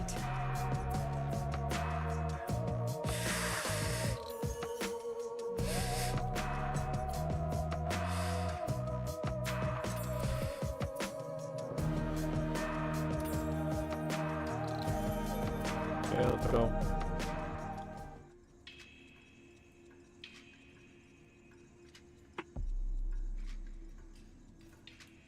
Nice thing about this is it usually tries to give you your hero in this mode too, in Street Crawl. By the way, there's plenty of ways to practice.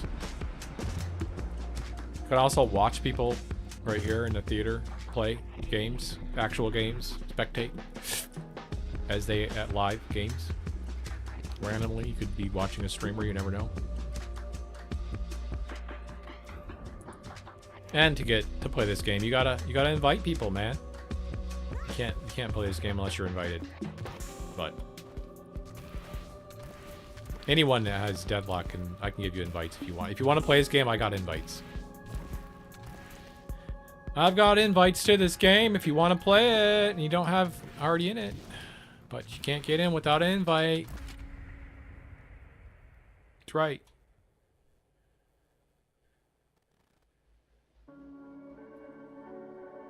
Oh, see? They gave me Rem again. He's so cute.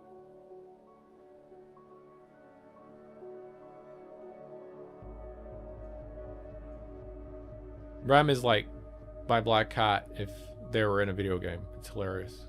I love it. Need a pizza.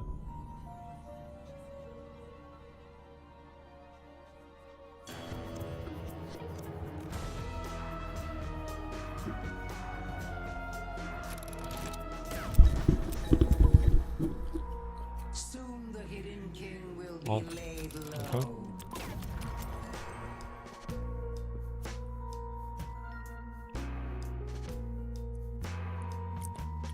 Oh, here we go. Lots of assists, remember. Oh yeah. Not good.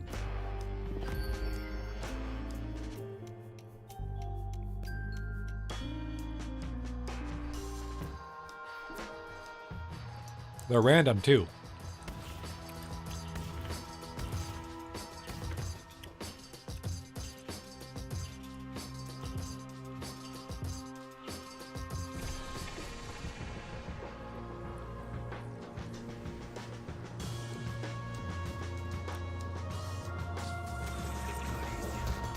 I'm not never gonna have a stash.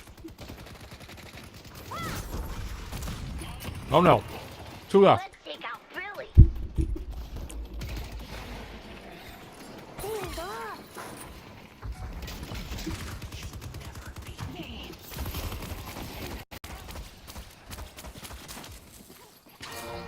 Nice.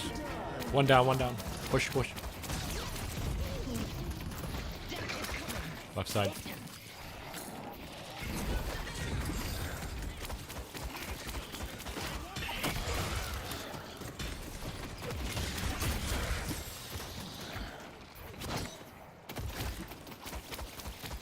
By the way, shooting in the real game, like shooting the fucking people is more important.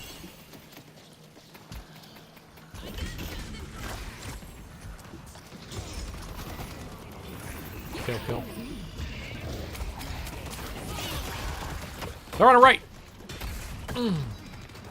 They're on the right. Hard, hard right. I know it's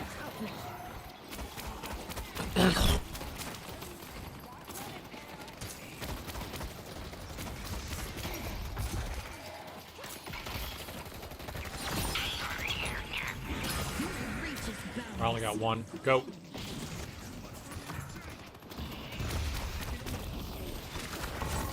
He's coming. He's coming.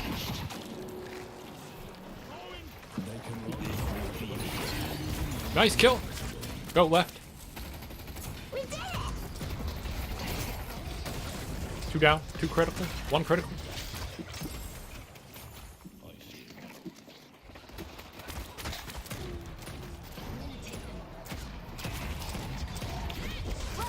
Life steal right there.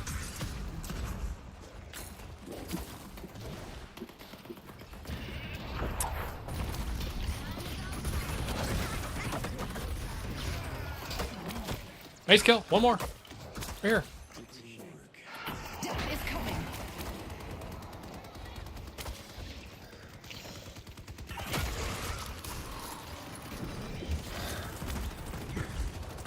Don't be a jerk.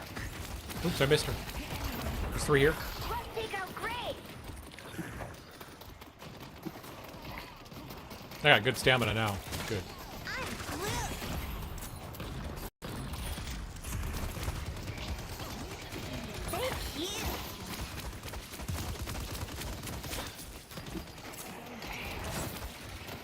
Fuck! I got a flanker, dude. Somewhere. I hear someone. Is that you? Oh. Headed to blue. God damn, my cooldowns suck!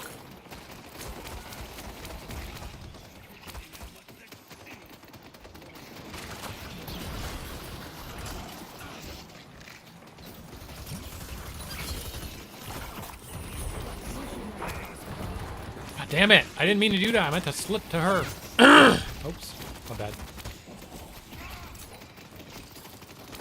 Right here, top. Gray has ult.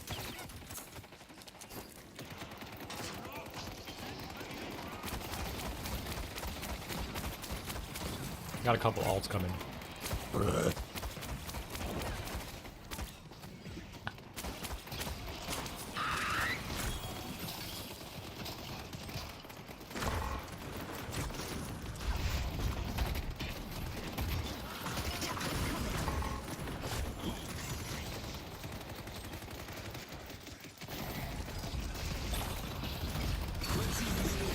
Oh!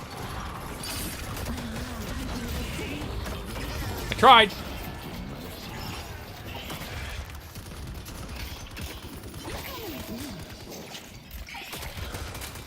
I tried, chat. I tried.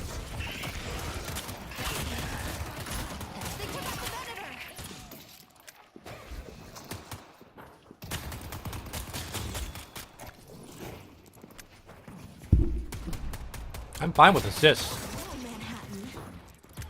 Just don't want to die that late in the game. Look out. Look out.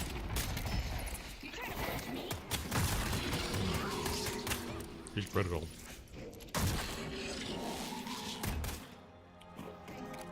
They got one ult, we got two. What do we do?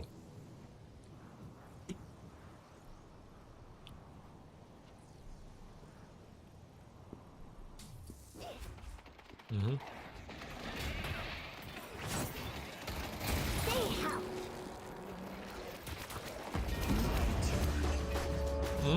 Okay.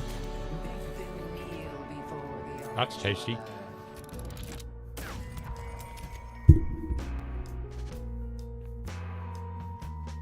Mm-hmm.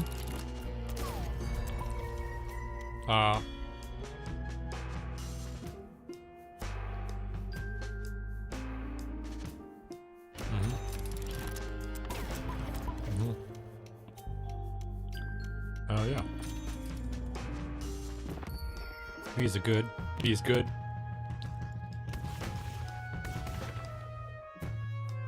The only one healing. The fuck. Gotta learn how to slide, baby.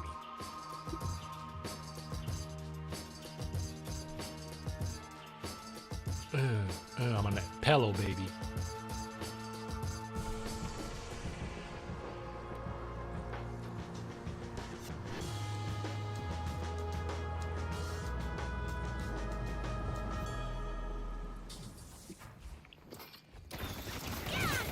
Get him!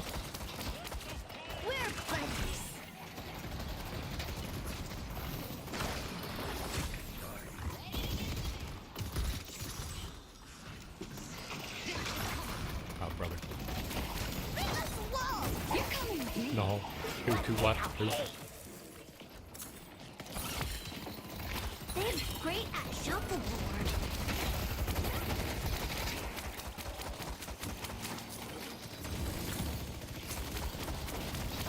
Look out for those fucking zombies. Behind. Let's see who still stands. That's fun.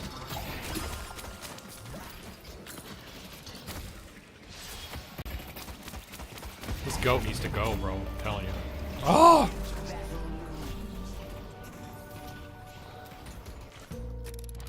Good push on their part.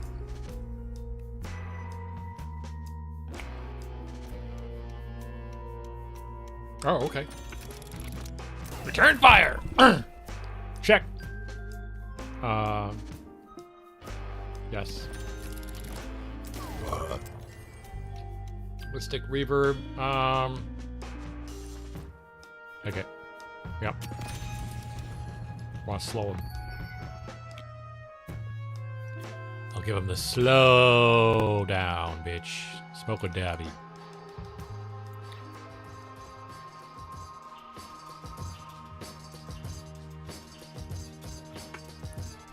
throwing out the grass, baby.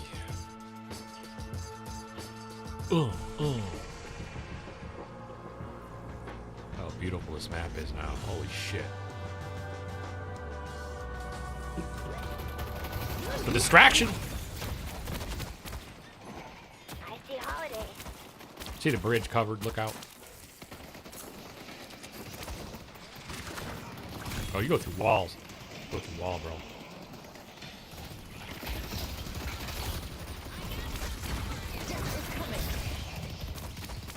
They got 4.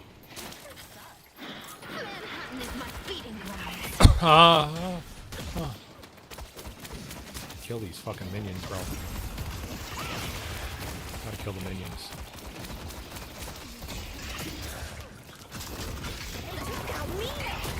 Not good. I'm your friend. Stop it. Got 1. 1 for 1.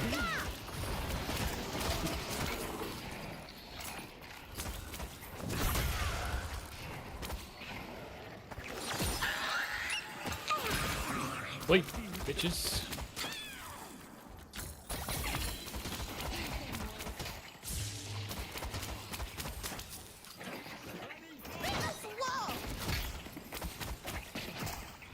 You make me feel safe. Shares his pain. Not nice.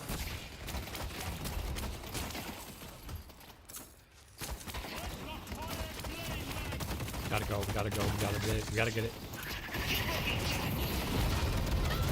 Got it! 1 pillow.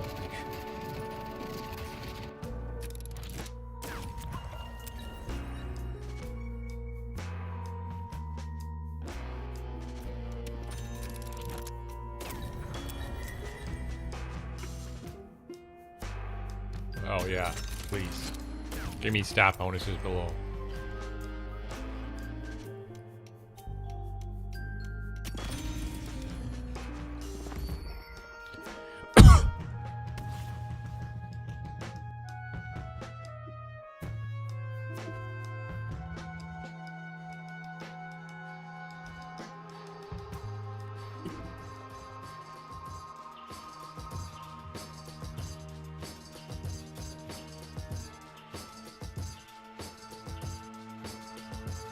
TVNM. TVNM. Oh my god. Oh, fucking mini buttons. Holy shit. I want an MMO mouse probably for this, but not really. To be honest, you want to just learn it.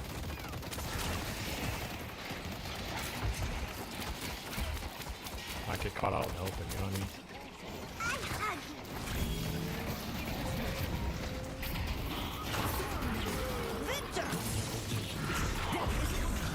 Ah!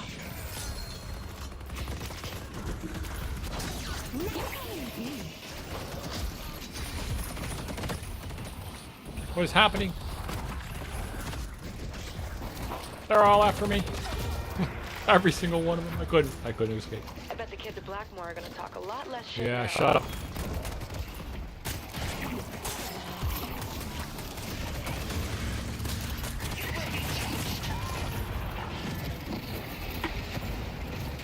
Oh wait, that hurt. That hurt my soul. Oh no. Yes. They tied it. Lure them into a false sense of security. She's right. We got this.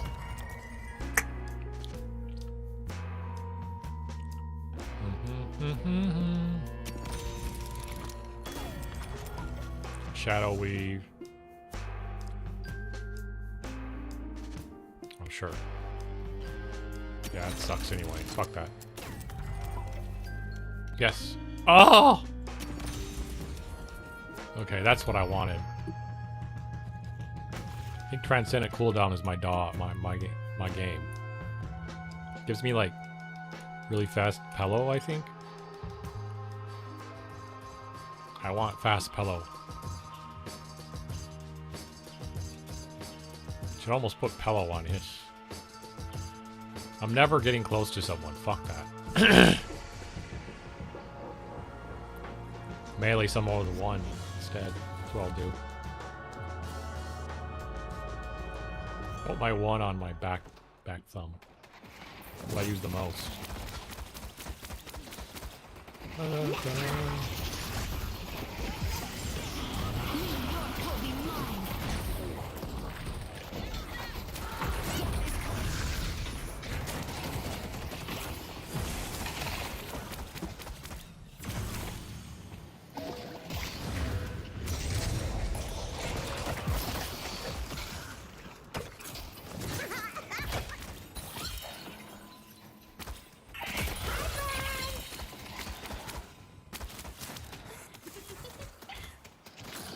Hey, quit flirting with me. Guy, fucking, you're so strong. Let's go, let's go. Yes, please, just die.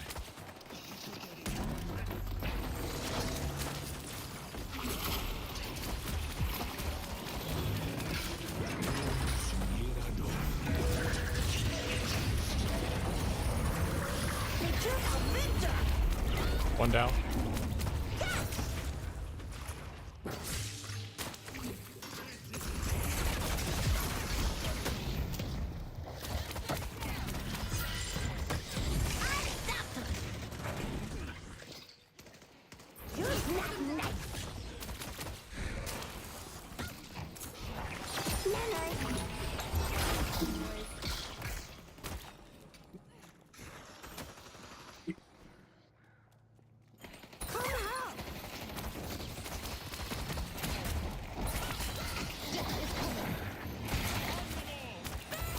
Nice! That was good. One more week. Let's see who's still standing.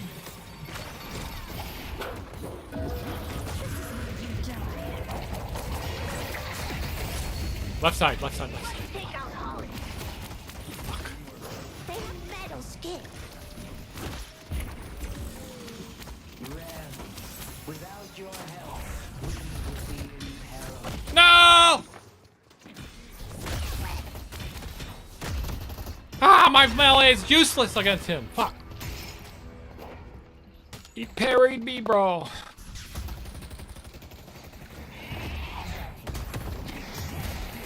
Don't bother shooting them. Go can parry. Look out. If I even have it on, dude.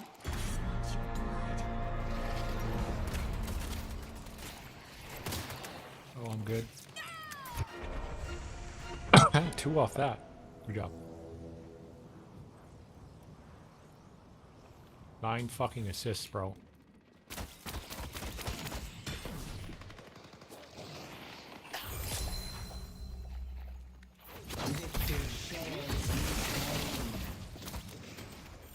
You. You have no idea what I'm capable of. I do, though.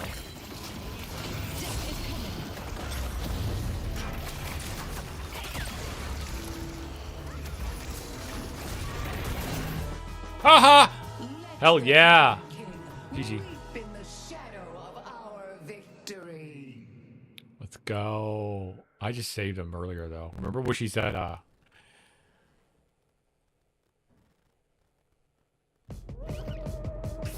It's really cool to hear a voice line come out when you do a killer play like that. Without your help, we would have been lost.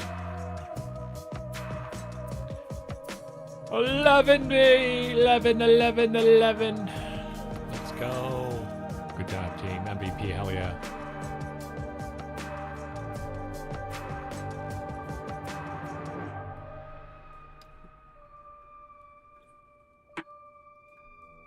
Honestly, Igor is insane, dude.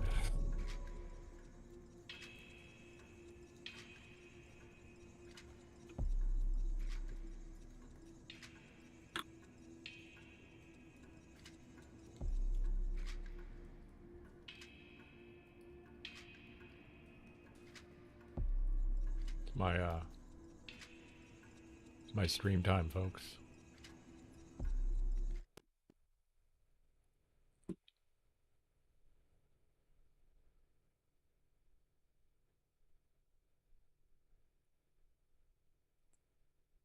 Oh shit. What the fuck when we stuck at 720p? What is happening? Huh? Make any sense? Might have been fucking up today, huh? Okay, that's not cool. Twitch is cucking me.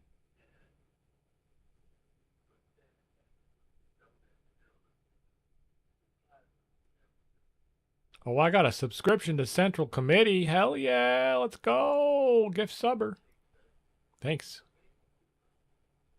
Not like I get any ads off that, but doesn't play ads, which is great. I can rewind now. Hell yeah.